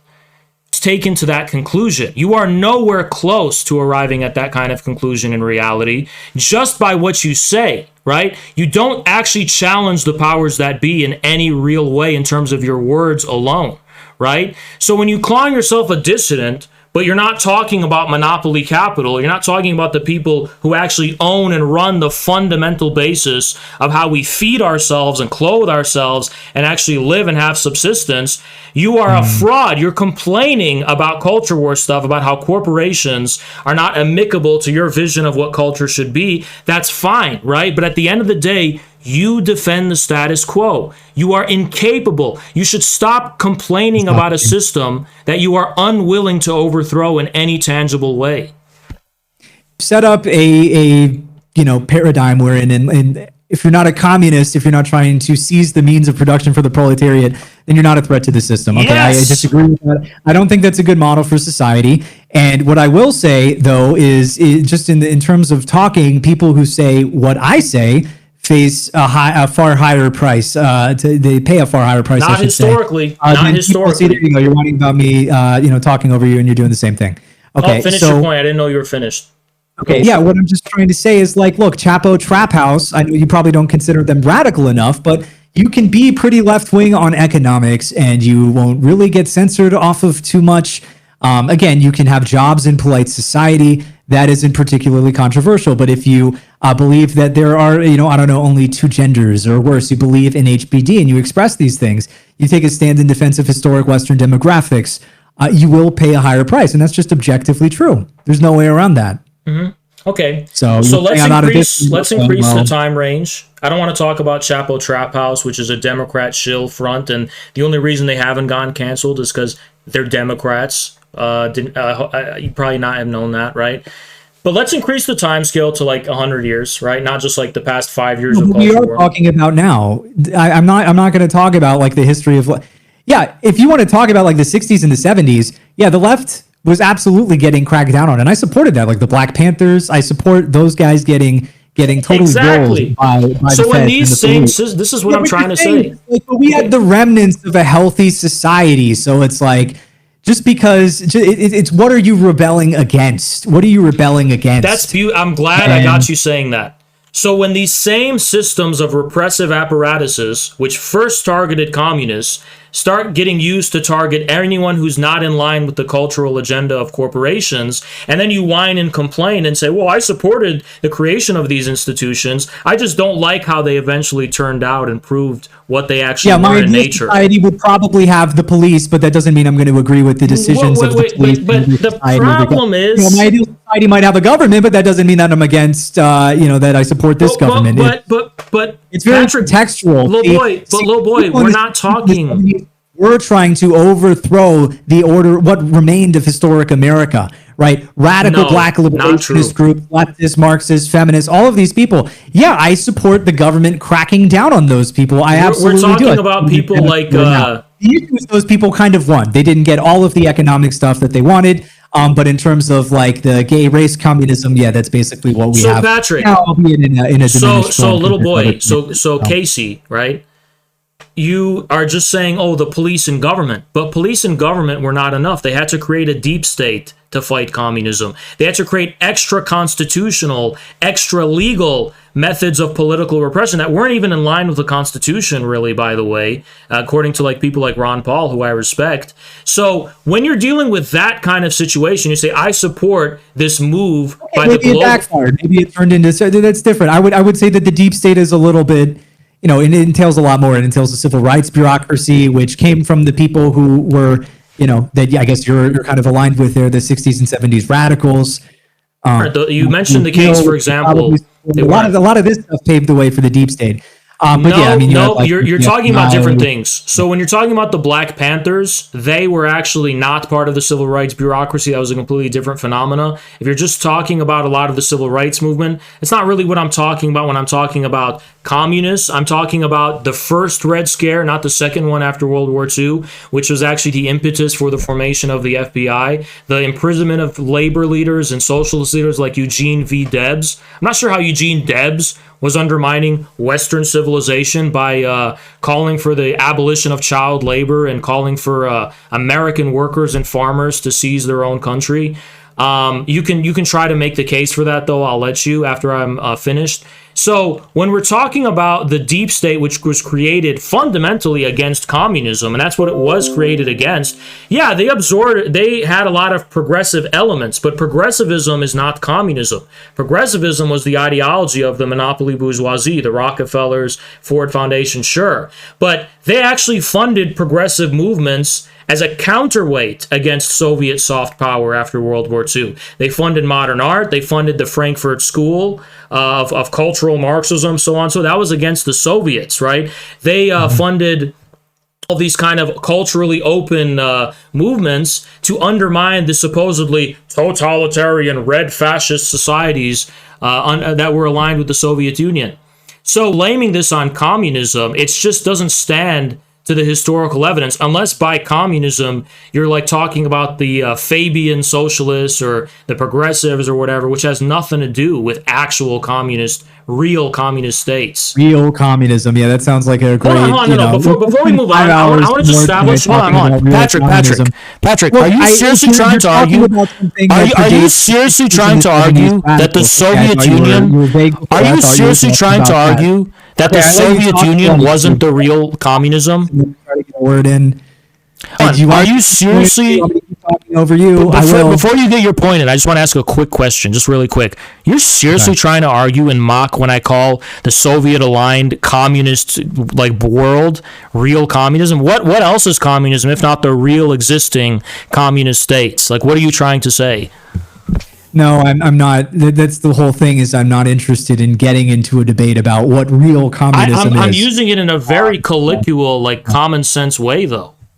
Communism got the people calling themselves actual communists with communist parties, like the actual communist party ruled societies. Yeah, those were the communist societies. Your nebulous association of the FBI and CIA with communism is much less tangible than an actual fucking communist party ruling over a country calling itself as such. So yeah, go ahead. Was there a question in there somewhere, or was this a bunch of historical information? Well, you kind of mocked my use of the word like the actual communists, and I was curious where you were coming from with that. Are you saying that it's more commonsensical to say that the Rockefellers were communists as opposed to like the actual Soviet Union? I have no idea what you're talking about. No, I'm not saying that. So what were you mocking then when I said the real communists? For my, it's a phrase that you have nothing. Often socialist, that isn't real communism. Real communism hasn't been tried, so I just heard that. That had nothing to do with what I said, you fucking retard. Are you just like a right-wing NPC who spits out dialogue loops devoid of the fucking context? You have no awareness of the actual context in which you say this shit. You're such a fucking idiot. Retard. Right-wing memes here. So go ahead and spit out your point. I'll let you spit your point out. Go ahead. You'll let.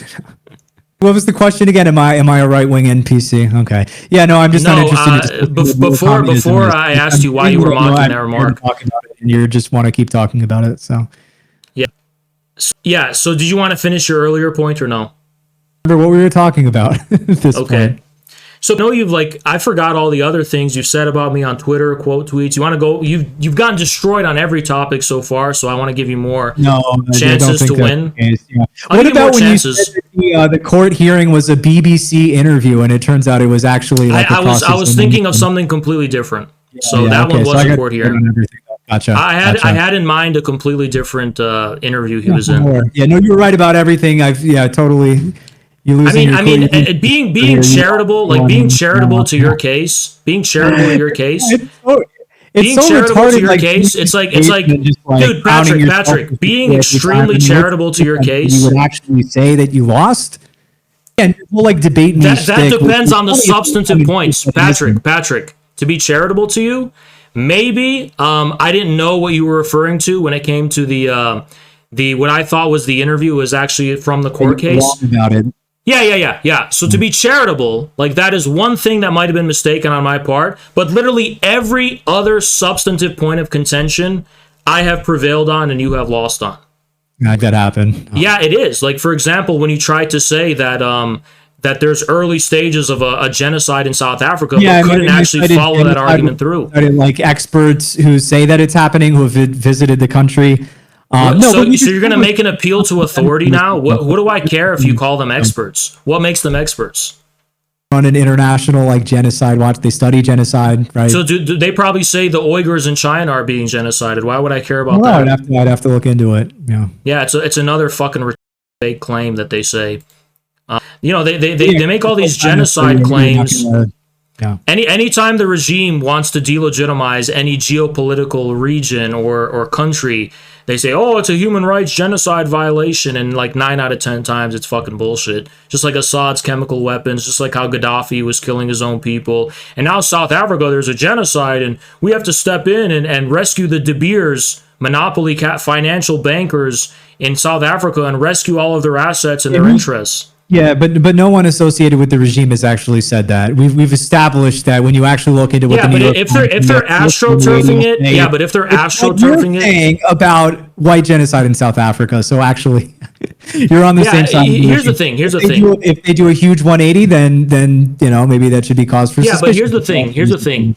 Mainstream media can't actually say that because it takes so little effort to disprove it that it would be embarrassing for them. But when they're astroturfing it on social media like how they are now, and it's so divorced from the facts on the ground, color ridiculous in addition to being brown, that I find that a little suspicious, okay? Color me ridiculous that I find that a little bit suspicious. I find it a little suspicious. I mean, it's not even based in anything remotely close to being the truth of what's on the ground in South Africa. And yet this is what they're promoting. It's being so astroturfed and stuff. Not only on Twitter under Elon Musk, but even on Facebook. I mean, clearly something inauthentic and inorganic is going on here.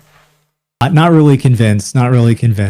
All right. Well, I think we've covered the South Africa thing quite a bit. Do you have any final things you'd like to go into before we? We can cover MAGA communism. We can cover whether or not there's been any successful challenge against the regime and the powers that be besides communism. We can go into that kind of stuff. We can talk about white. You're not a white nationalist. What are you? An identitarianist, European ethno-nationalist, which is like the same thing in different words, or what are you? You said paleo-conservative, but like, let's drop the bullshit. You clearly know what I am. So that's been the really tedious thing about talking to you, is I have to say the same thing over and over again. But it's like clearly, I mean, if you feel so strongly about this topic in particular, I kind of feel, and then based on the pattern of like, I don't, this is not like going to hold up in court. I'm in good faith asking you, like, you do seem to be associated with communities that, you know, probably could be characterized as white supremacist or white nationalist, just in terms of like how I've interacted with them. Like I've had back and forth insults and banter on the basis of race with them. So it's like, and they brought it up first, not me. So I'm just kind of wondering, are you guys just like joking conservatives who don't care about race that much, or what are you? Like, because if you care so much about racism, I would guess you're a white nationalist. Is that so unfair? Yeah, because you have a very, very simplistic, like 60 IQ understanding of right-wing ideology. Please explain the intricacies and subtleties to your ideology, Patrick. Go ahead, because you just said paleo-conservative. White nationalism is. So white nationalism, you have it in kind of the right way from the regime, means you're, they say it about Steve Bannon, Tucker Carlson, they'd say it about me, basically anyone who's ever said anything remotely positive about white people, or whoever has ever advocated for immigration restriction, they were white nationalists. Now, when it comes to what people who actually define themselves as white nationalists, what they say is they want a white country for white people, like 100% white. Mm-hmm. Right. So you don't want a white country for white. They could want to split up America. They could want to, build it on, establish it in Greenland. I don't know, an island somewhere. And some people want that violently. Most of them want it peacefully. Okay. Sure. Well, I don't see, and then it's kind of a variation of national divorce, which is like the political non-racial version, where conservatives just say, well, let's split up the country for the reds and the blues. And I have the same objection to both, which is that it isn't energy. It doesn't solve problems. If you actually could arrive at that, I mean, if someone peacefully created a non-woke country predominantly or only for white people somewhere, and again, peacefully, I would rather live there than in globalist American hell. Okay. But I wouldn't need it to be 100% white. What it is, with paleoconservatism, it's a little more pragmatic. It's about, you can restrict demographics, right? It's about questioning, where we are, right? What have we inherited? If your political program is to kick out every non-white person from America, it's probably not going to happen, right? There are moral claims against that. There's logistical problems someone could raise, but really the issues that I care about are the pragmatic wins that I think the right could achieve are net negative or immigration or an immigration moratorium, doing away with preferences for non-white people, right? Of action. We could talk about doing away with things like race theory, banning the stuff that demonizes white people, and obviously law and order. These are like basic things that the right can win on. I'm very pragmatic because it's hard to get anything done given the state of things. So what you're saying is like this is not for white people specifically. I have sympathies for white people. I have an identity as a white person. I'm cognizant of the fact that when white people are disproportionately, targeted as a group in a negative way, such as through a policy like affirmative action or something like DEI, that as a white guy, I should be against that. And I can't oppose that on the grounds that I'm white. Okay. You could also oppose it on the grounds that it's a violation of colorblind. Well, okay, you can make that case. But look, at the end of the day, if someone doesn't have to be white to be right wing, that just doesn't refer to the state of politics at this point. I'm just sorry, I don't mean to cut you off, but that's fine. Is your politics for white people and for the white people, or is it because I kind of feel like you're worming your way out of it, and it's just like I'm taking a middle position. The policies I advocate for, a lot of them would benefit white people. There are some that I would benefit, or I say are good for the country overall.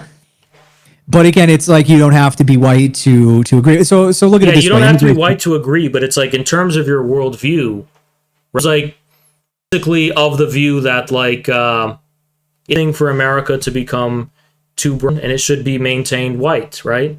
Basically. So demographic change, that's you can phrase it however you want. You don't mind if a bunch of Boers, but you don't mind if Boers from South Africa come here, right? Be fine with that. There are cases to be made against mass European immigration as well. Boers, that's different. They'd probably be, conservative. But look, there are dividing lines in American society. You have race, ethnicity, to some extent religion. Political ideology is a huge one. There are white people who support wokeness, support. Okay, so let me ask you a hypothetical. Like if a bunch of people from Zimbabwe came to the United States, and all Republicans, pro-Republicans and pro-right-wing, would you support it? People are we talking? Like as many Boers, as many who would be Boers coming. Boers are coming in this hypothetical. Let's say like 1 million. I wouldn't accept 1 million people from anywhere in the world, frankly. Oh, okay. Look, what's your limit? What's your limit as far as how many you would accept? As a group or just in general? No, anyone in the world, like from Sweden or something. Of immigration, and I think that net negative immigration is a pretty good policy. Certain number of people leave the country every year, making sure that the number of people we bring in is less than that. So you have net negative, more people leave than come in. Difference between hold on. I just want to be clear. Is there any difference between 50,000 right-wing Swedes coming to the U.S. versus 50,000 right-wing Zimbabweans, in your view? There is. If you look at the research on ethnic diversity in society, there's tons of research that's been done on that. Right, it lowers levels of trust, destroys community, things like this. So you believe that Swedes are like basically just because they're white, it'd be the same as anyone else? Yeah, I believe that white people have more in common with each other, with some exceptions. Right, you look at the Balkans; they don't really get along that well, or didn't once upon a time. But I feel like I absolutely have more in common with a right-wing Swedish person, and I've been there and I've met them, than I do with a right-wing guy from Zimbabwe. That doesn't mean I have anything against if you're saying that's on totally different, if you're saying that's on ethnic grounds or that you look similar and so on, referring to the fact that you look similar, then we can go there. But I kind of feel like it's like for you, it's because of ethnic, genetic proximity or whatever, right? So because even though America's white, there's a lot of minorities in America who obviously would not share the same affinity to Swedes, right?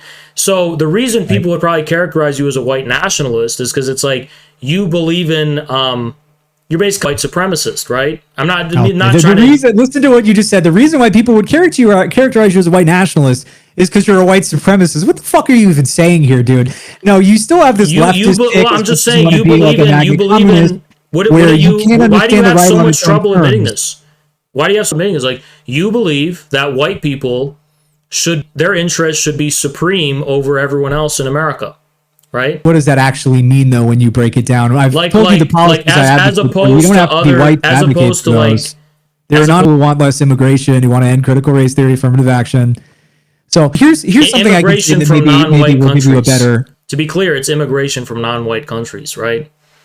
Immigration moratorium overall. Like I said, if you took mass immigration from certain European parts of the country, that could cause parts of the world, that could cause problems too. Now, I would favor, if you're going to do immigration from anywhere, I would favor European immigration.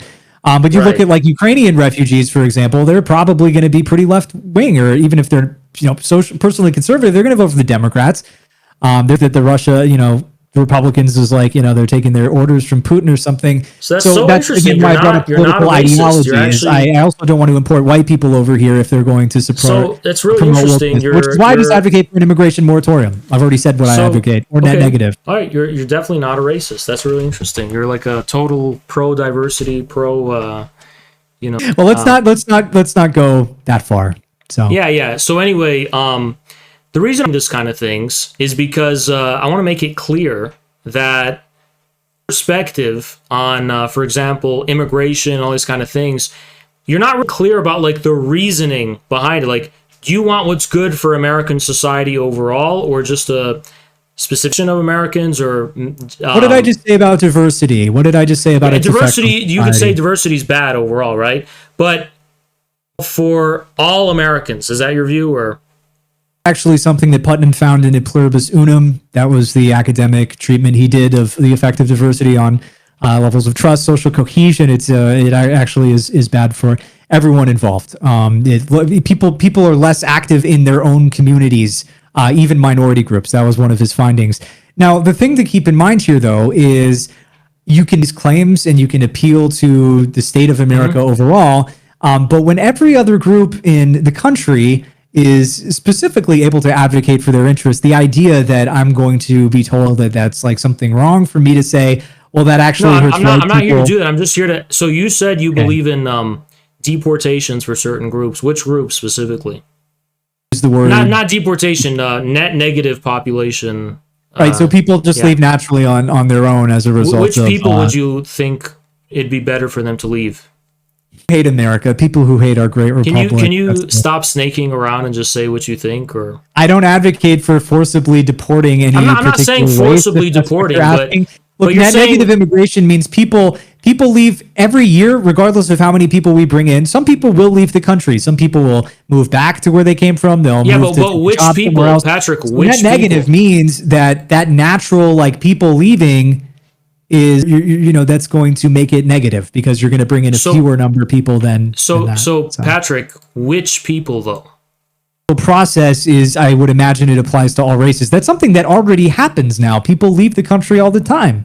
But in order to net make negative policies, immigration is a pretty well established policy until you're hearing about it for the first time. Yeah, but in order it does not involve finding minority groups and putting them on. Dude, I'm not a liberal journalist. I'm trying to. I don't know what you're going to see the point of my argument at the end. I'm not a liberal journalist trying to cancel you. I'm asking policies which incentivize net negative immigration, right? So which people policies incentivize leaving America? Explain this to you again. You wouldn't even have to incentivize that to have an immigration. You would just have to bring in fewer people, and the people who would leave naturally, who would have left naturally, regardless of how many people were coming in, right? For all of the reasons I just mentioned.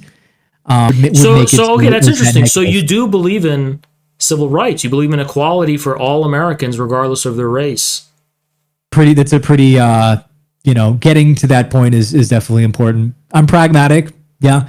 If you're running on an election to affirmative action for white people or something, probably not going to win. But doing away with these race preferences and hiring and academia and so forth is it will win. There's a lot of Can popularity. I ask you a question? Do you think action quotas are being placed? I think these are positions of real power. And what you mean by real power? Okay, for example, I think there's a lot of affirmative action comes to, for example, who actually owns final in this country, who actually owns the economy. I don't think they do affirmative action for things like that. I think old dynastic families just rule, and that the affirmative action is being done for power, but positions of management of their power. What do you think about that? Yeah, I mean, I think there's probably something to that. I think that the people at the top are probably not, Bill Gates isn't going to get replaced by a diversity hire, something of the sort. But in terms of white people who go to college and get jobs and are trying to get by, I mean, discriminating against white people in that way.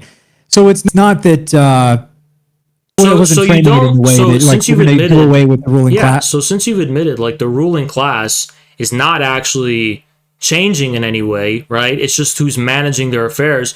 Don't you think that it would be more, it makes more sense to actually target the system, not just who gets to manage the wealth of the ruling class, but where that wealth actually comes from in the first place and things like that? Like, you basically say we maintain everything as is in terms of the fundamental economy. If I don't know if I'm reading too much into your position, and that your main issue is, like, you know, to be hyperbolic, the main issue is like the Black Hitler Netflix documentary, that it's a black woman, right? Yeah, that's not what affirmative action is. Yeah, but I said I was being hyperbolic. But your basic issue is, like, gotcha. No, well, yeah, that's because you mentioned college. You mentioned college, right?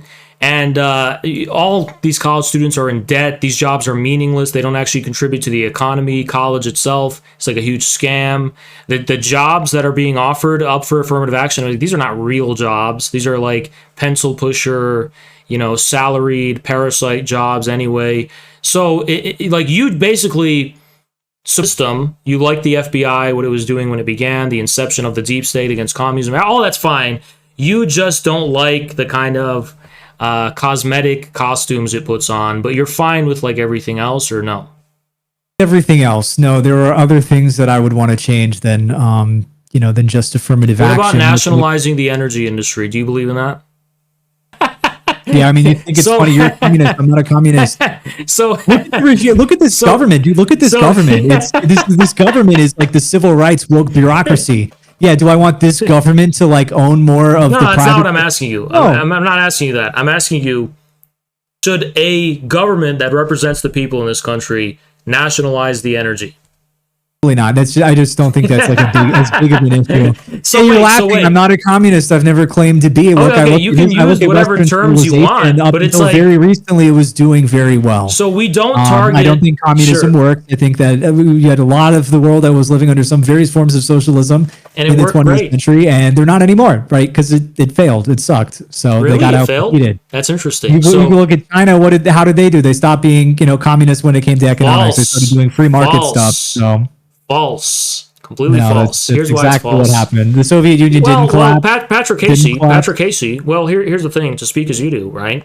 You can't actually evaluate the success of communism by comparing it with advanced Western countries that started out hundreds of years before with a head start. You actually have to compare them with where they were before communism. And in every single case of communism coming to power in almost any country, you see a drastic rise and acceleration of the productive forces being developed, and living standards going up, and literacy going up, and the rate of acculturation going up, familiarity with basic knowledge of the classics going up. And actually, you have a lot of nostalgia in former communist countries in Eastern Europe, because after the fall of communism, you had a tremendous rise in human trafficking, sex trafficking, child trafficking, immense drug addiction, poverty, desperation. Post-communist states are largely regarded and known as being shitholes, right? And everyone understands the collapse of communism, with the small exception of a few countries like Czechia and Central Europe, as being a complete disaster for its people. Now, in the case of China, you said that they abandoned communism and that they privatized everything. That's not true. State-owned enterprises control most of the Chinese economy to this day. All of the land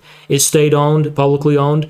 China banks are all state-owned banks. They don't have any private reserve bank, central bank. So when you're talking about China's communism being completely dismantled, that's not true. It's actually being reinvigorated like never before. The introduction of market reforms in no way is incompatible with communism, unless your definition of communism is being pulled out of your ass. What I'm saying is I'm not interested in debating, like, real communism. Okay. Well, real communism has been a success almost everywhere where it has existed. Yeah, unless you're taking out loans. The scope of arguing about South Africa, but, like, the Soviet Union isn't around anymore, so. Though. Absolutely.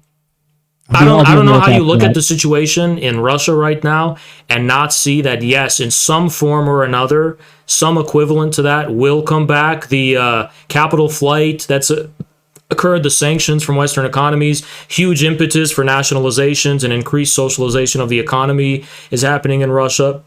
It's what the people want. Crazy. In general. I mean, communism has never actually disappeared from the face of the earth. It's just changed its form, right? And coming back, And there is never, and even if it wasn't, there has never been a real challenge and threat to the ruling class except communism. And here's the thing, right?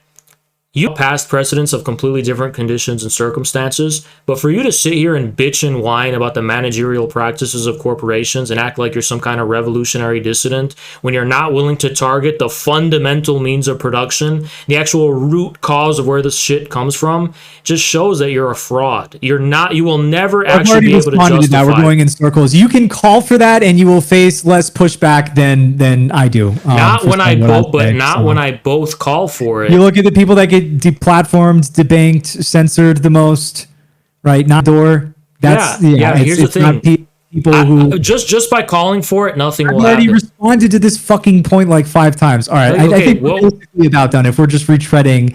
You didn't respond to it. I said you have to both call for it. Respond to it. What did the response? Communism's never. Okay, yeah, I'm waiting on the USSR to come back. I'm waiting for. But you have to both call for it and show that it's a serious. There's weight behind your words, and that's when you become the biggest threat of all and the biggest target of all. And that's what history showed. That's why the FBI and the entire deep state apparatus was formed against communism. Good to know. But you can't say that you can't say the N-word on social media, so that means you're more persecuted.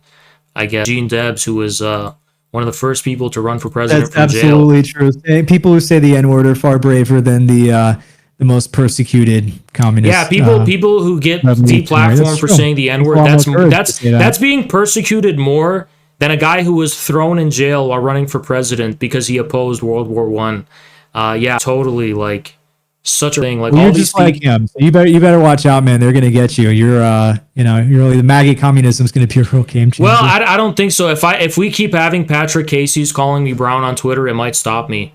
I didn't call you brown on Twitter. See, you're just so dishonest about everything here. Dude, why are you scared to own up to this shit? It's like, I'm not like some liberal, politically correct guy. Like, did I say you're brown on Twitter? I don't think I said that. But it's like, it's not, I mean, but I don't know. I don't know that much about you, your community or your people.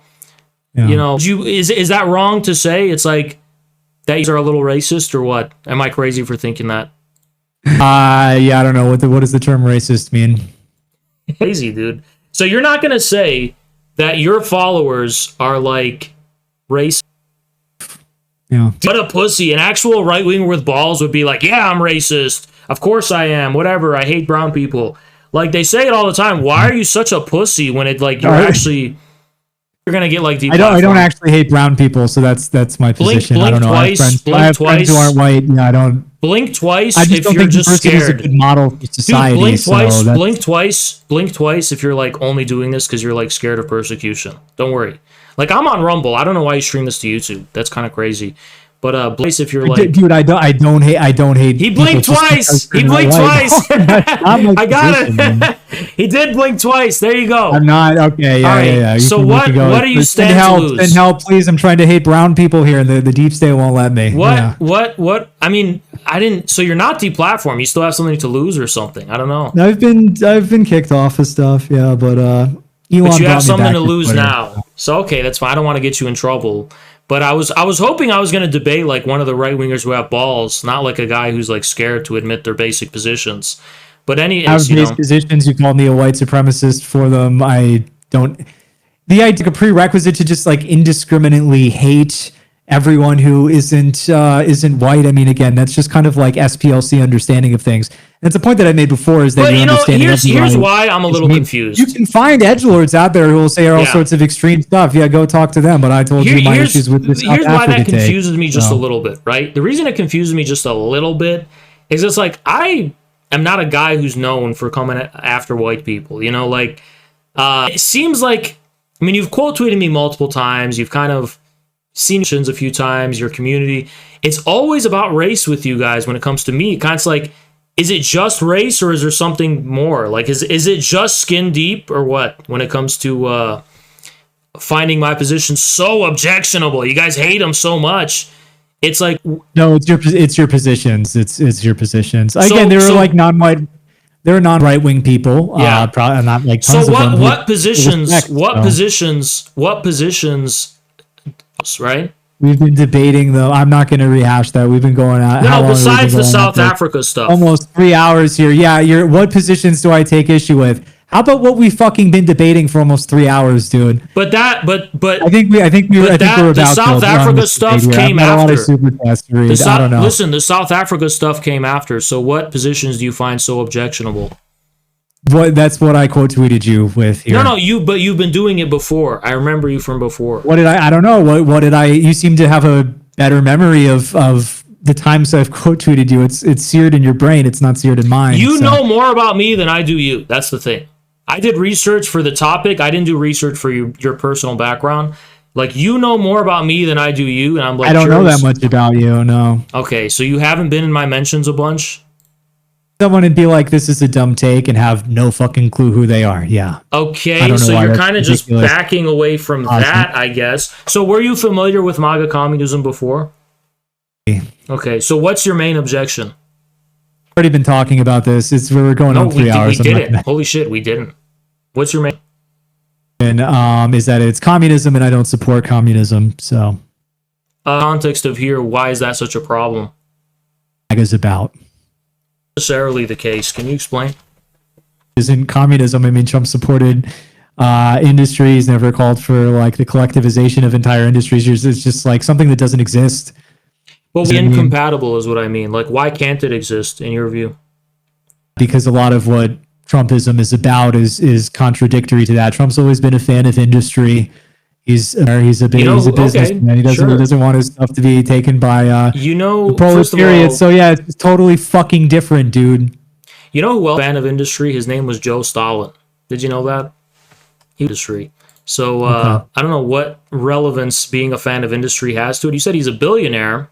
Sure, but Trump is not the same as MAGA. Trump's personal interests are not the same as MAGA because Trump's done a lot of things that go against the MAGA movement, like his support of vaccines. So when you talk about MAGA, which is a primarily blue-collar, working-class movement, what is alien? It's a cult of personality, basically. That's what MAGA is. The idea, we'll see if it can outlast him. Then why did they boo him when he talked about vaccines? People who are trying to separate MAGA from Trump or trying to like insert their own like weird stuff in your case. Hold on, you can't Marxism-Leninism into the mix. I saw some funny. I actually did see some funny screenshots on Twitter of you and Jackson, maybe some others. You were on Truth Social, like Getter or something, trying to sell MAGA communism, and you had like QAnoners and stuff saying they wanted to kill you. So I don't actually think that. Dude, I don't actually think that that's something that people want. So there are issues with the pragmatism. But yeah, I don't support communism. I don't support Marxism. That's crazy. Just not what I'm about. No, I didn't you want ask me to you explain why I'm not? I mean,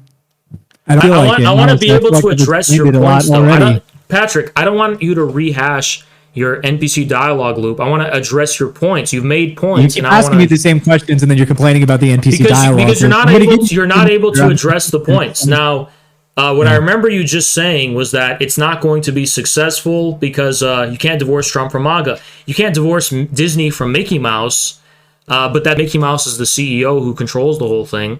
And Trump is a mascot, and MAGA has booed him at rallies for things they said that they disagree with, right? So they're not the same thing. Just because they're inexorably entwined doesn't mean they have an identity, okay? Now, the second problem with what you said is that, it's not successful because I saw a Fed AstroTurf tweet with 25,000 likes shared by leftists of a few of people on Truth Social just using the word communism and getting backlash. Yeah, but here's the problem, right? When I go in person to a MAGA rally and talk to actual MAGA supporters about this, and they overwhelmingly support it, I think that's a lot more credible than just some like shit on Truth Social anonymous talking about the word communism. I'm not denying that communism has a bad rap for most Americans in general, but my view is that comes from a lack of education and a lack of familiarity with what it is. Now, I don't think it's an unreasonable position. When you actually talk to people and explain to them what your position is, I think that's a lot more, tenable than just being like, oh man, don't you think black people suck a lot? And it's like, they might agree, but you're not going to get a political, you're not going to get, Who's saying I'm saying that? Well, I'm wing or whatever, right? Or they're hard right. Right wing or whatever is saying black people suck, LOL. That's the, I think I have people on social. I mean, I don't know. You just The actual white mentioned nationalist is like a little- Patrick. Here's the thing. You just mentioned truth social as an example of like a phenomena. And is it fair to me to mention that like on Twitter, all of your supporters are Nazis? Then you've pulled them; they're all Nazis. Yeah, there you go, shoehorning shoehorning like a common sense statement that you should understand intuitively into like a statement of propositional Yeah, logic. I would absolutely object to the accusation that all of my followers are like You're neo-Nazis. interpreting it within the lens of propositional logic, not common sense. I obviously don't mean literally all, just like how Malema doesn't mean kill individual Boers. I mean like vaguely as a phenomena. It's like a lot of them, it's like characterizes a really prominent tendency among your supporters, right? That they're like Nazis. I can't help who follows me on Twitter. I'm sorry if they made fun of you for being Lebanese or whatever. No, but I mean that's not it. That's not what I'm talking about. I'm talking about they're like neo-Nazis, like who like straight up advocate genocide and shit like that. Like, is that not something that's representative of? Do you disavow that? Is what you're saying? That's crazy. You hate your own followers For genocide, this is extremely bad faith. I just explained all What my the views fuck, on dude? immigration Your and own whatever. followers? You want to Your misrepresent me. You own want to- followers, dude. You're throwing your own followers under the bus. That's crazy. So your followers who are like, here you go. You just told me they're all going to totally. I'm so not gonna have you any don't. support. Hold on. You don't support all this racist stuff they're saying about like and stuff. We don't. Let's get to a wrapping up Patrick, point do here. you disavow your followers calling me like a brown subhuman or whatever? You disavow that? Disavow game. Yeah, unlike Well- Trump, they tried to get him to disavow David Duke. I don't do Are that. you? so. Is it your position or is it not? Brown? What No, is what that like I'm a subhuman. I should be killed. All this kind of stuff. You don't. I believe already that. said I don't believe that brown people are like bad people because they're brown. Again, it goes back to what is a good model for society, and I've done a lot of research on the effects of diversity. This and is it's just crazy, not a dude. good You're not model even for gonna like society. see like in Everyone my should be happy community, in their own homelands. dude. That's what I believe in. Dude, in You my wanna community, accuse me of, like hating you because you're brown. Here you go, Haas. I don't hate you because you're brown. I don't hate you at all, but I don't have a high opinion of you. It doesn't have anything to do with the fact that you're it's brown. because I'm inferior in intelligence because I'm brown. Correct? Nah. No, I don't No, like your you won't even politics. say that. That's so crazy. Trying You to won't get even me to say that that. you're stupid because you're brown. Why do you want me to say that to you? That's like Because dude, it's what you're. You like. For What example, I will own up. you I will own mentioned. up that I'll give you an example. All of my supporters are like, this dude is a cuck, and I feel like there's truth to that. I'm not gonna like Yeah, distance you're daring myself. me to take like extreme positions that I don't hold. Okay, yeah. Dude, but I'm just saying, want like, me to you're make not fun of people I even, don't. dude, you're not even owning up to your own shit. It's so Well, pathetic. it's not my own. See, there you go. That's bad faith right there. That's bad faith right there. Okay, so you lost on every topic so far. Yeah. I don't think that happened. But if you believing that is enough to like end this bad faith accusation SPLC game that you're playing here, Well, then, I'll listen, the but self-designated undefeated debater can claim another victory. dude, how is this not a victory? That's the crazy thing. This is hard And to- okay, what do you think is the fact proves the point that it's not a victory? Like, what is the main hitting point? Because I think I'll say mine. Like, the reason I think I won is because I think you made a very poor case for white people in South Africa being persecuted and for Julius Malema calling for their actual individual death in a literal sense. I think you made a very poor case in being able to defend that. Because you were unable to establish any links between the song and actual cases of violence done by people who heard what Malema said. You were unable to establish that farm murders were more than 2% political or racially motivated. Things like that. I think you were unable to stand before the evidence. All of these with data. So here's the bad faith like retconning of the entire. So what do you think is the high? What do you think is like the reason you won? I won. Yeah, Well, that's I think it's like the highlight of what showcases. I won the debate. Look, Yates, people, I don't think anyone's had their mind changed. I think your followers still probably support you. I think mine probably still support me. So, okay, there we go. You're basically saying you didn't even like put any. You're speaking to different people than I am. Okay. So you're basically saying, hold on, you're basically saying you had no skin in the game the whole time. You weren't even like putting anything on the line. line Like in a there's debate. pretty much it'd be very difficult for you to like lose in the eyes of your own followers. It would be difficult for me to lose. I was actually talking to them in a stream I did like a few days ago. I was like, what would it actually take for you guys to stop watching, stop donating? And I was joking, like, what if I started sobbing? I was like, I bet some of you would still watch. Look, if you look at these debates, I would wager the people who watch me, they see Malema's stuff and they think he's anti-white, right? And they don't appreciate your contextualizing, and they just disagree fundamentally. Okay, I feel like those are people who want to be victims. So you think that you've won? How many of my people have you converted? Probably none. I feel like all of the smart ones I've converted. Okay, I would hope that they message me and tell me that I would love to know. I would not be upset. So they should go to you too. You should tell me the names. But here's the thing. Another thing I'm going to be doing is that after this one's over, I'm going to do a Twitter space, and I will do call-ins. Anyone can come in and. All my donors are going to be like, yeah, white genocide is not happening in South Africa. Yeah, okay. Enjoy the Twitter space. Yeah, I hope it goes well. Have fun. Wait, but you yourself couldn't. You yourself didn't believe a white genocide was happening. Let me go read like my hundreds of thousands in super chats. Let me go take care of that with my career dead here. So you've gotten hundreds of thousands of dollars.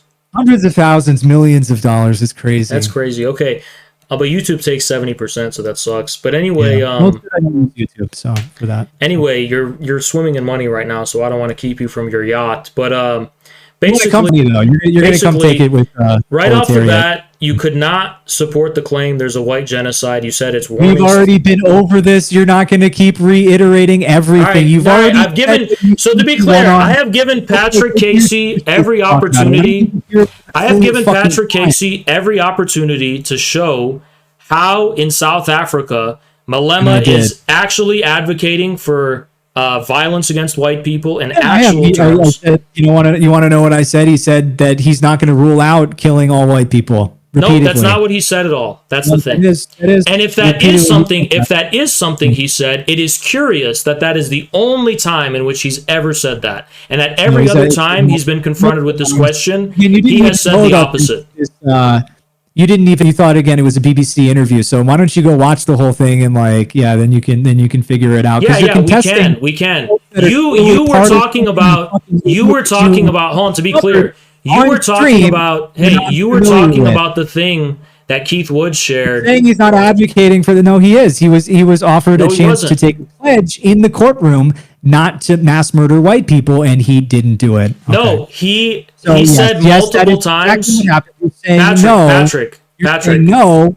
Then why hasn't he doubled down? Why since then does he continue to say that he does not advocate for killings or violence against white people?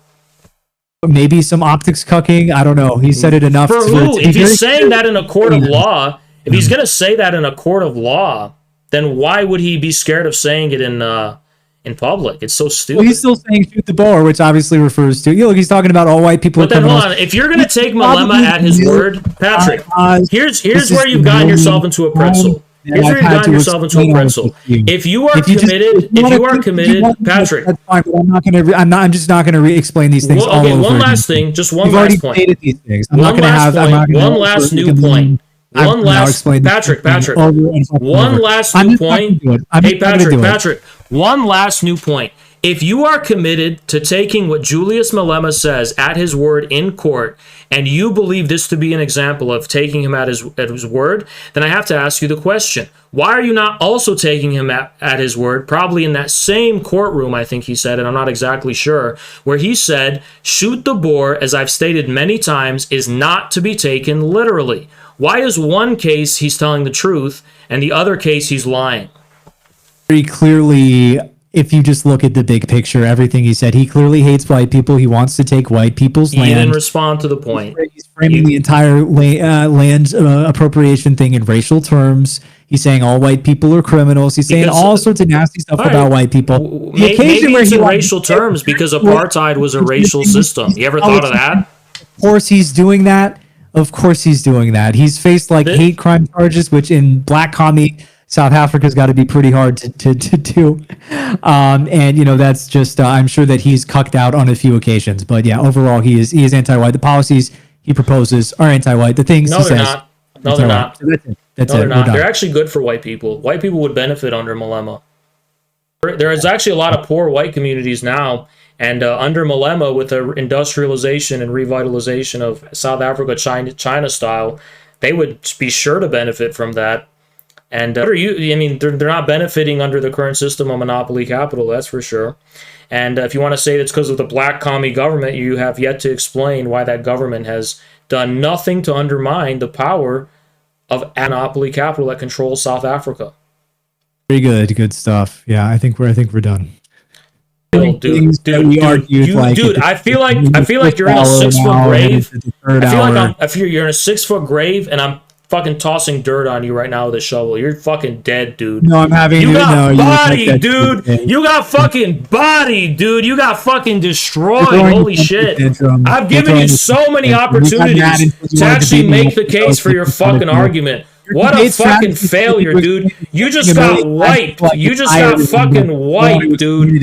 I just bitch slapped you into the fucking next century, dude. Tell me how it is. Are we in space yet? Dude, holy fuck. You got destroyed.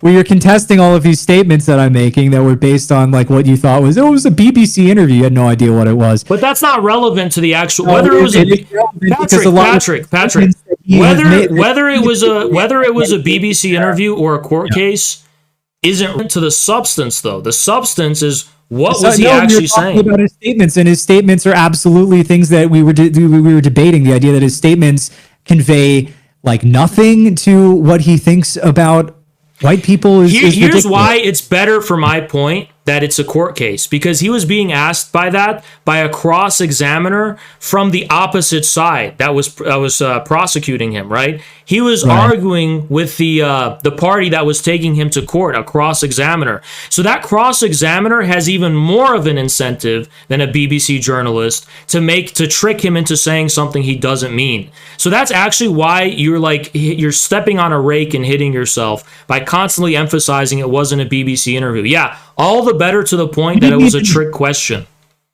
I mean, again, he's already made these statements in I don't think he's made all these anti-white statements like in a court of law is actually a defense of him and of his character. So I actually think that in the court of law, he said everyone knows that song is not to be taken literally, which is why no deaths result from it.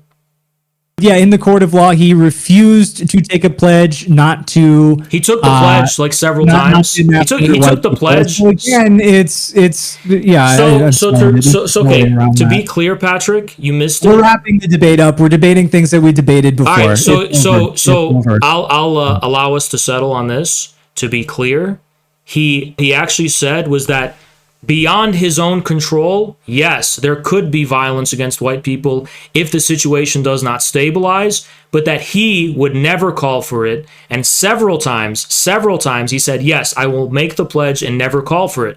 Only after he was asked what he perceived to be a different question of, can you guarantee that nothing will happen to white people? Did he say, no, I can't guarantee that. How could I? I can't tell the future. So that's what he said, but it's been misconstrued. So all of a sudden, you're an expert on this court case. Did you watch the hour and a half? I am familiar with both the court case and the interview. I'm familiar with both. Yes, I am.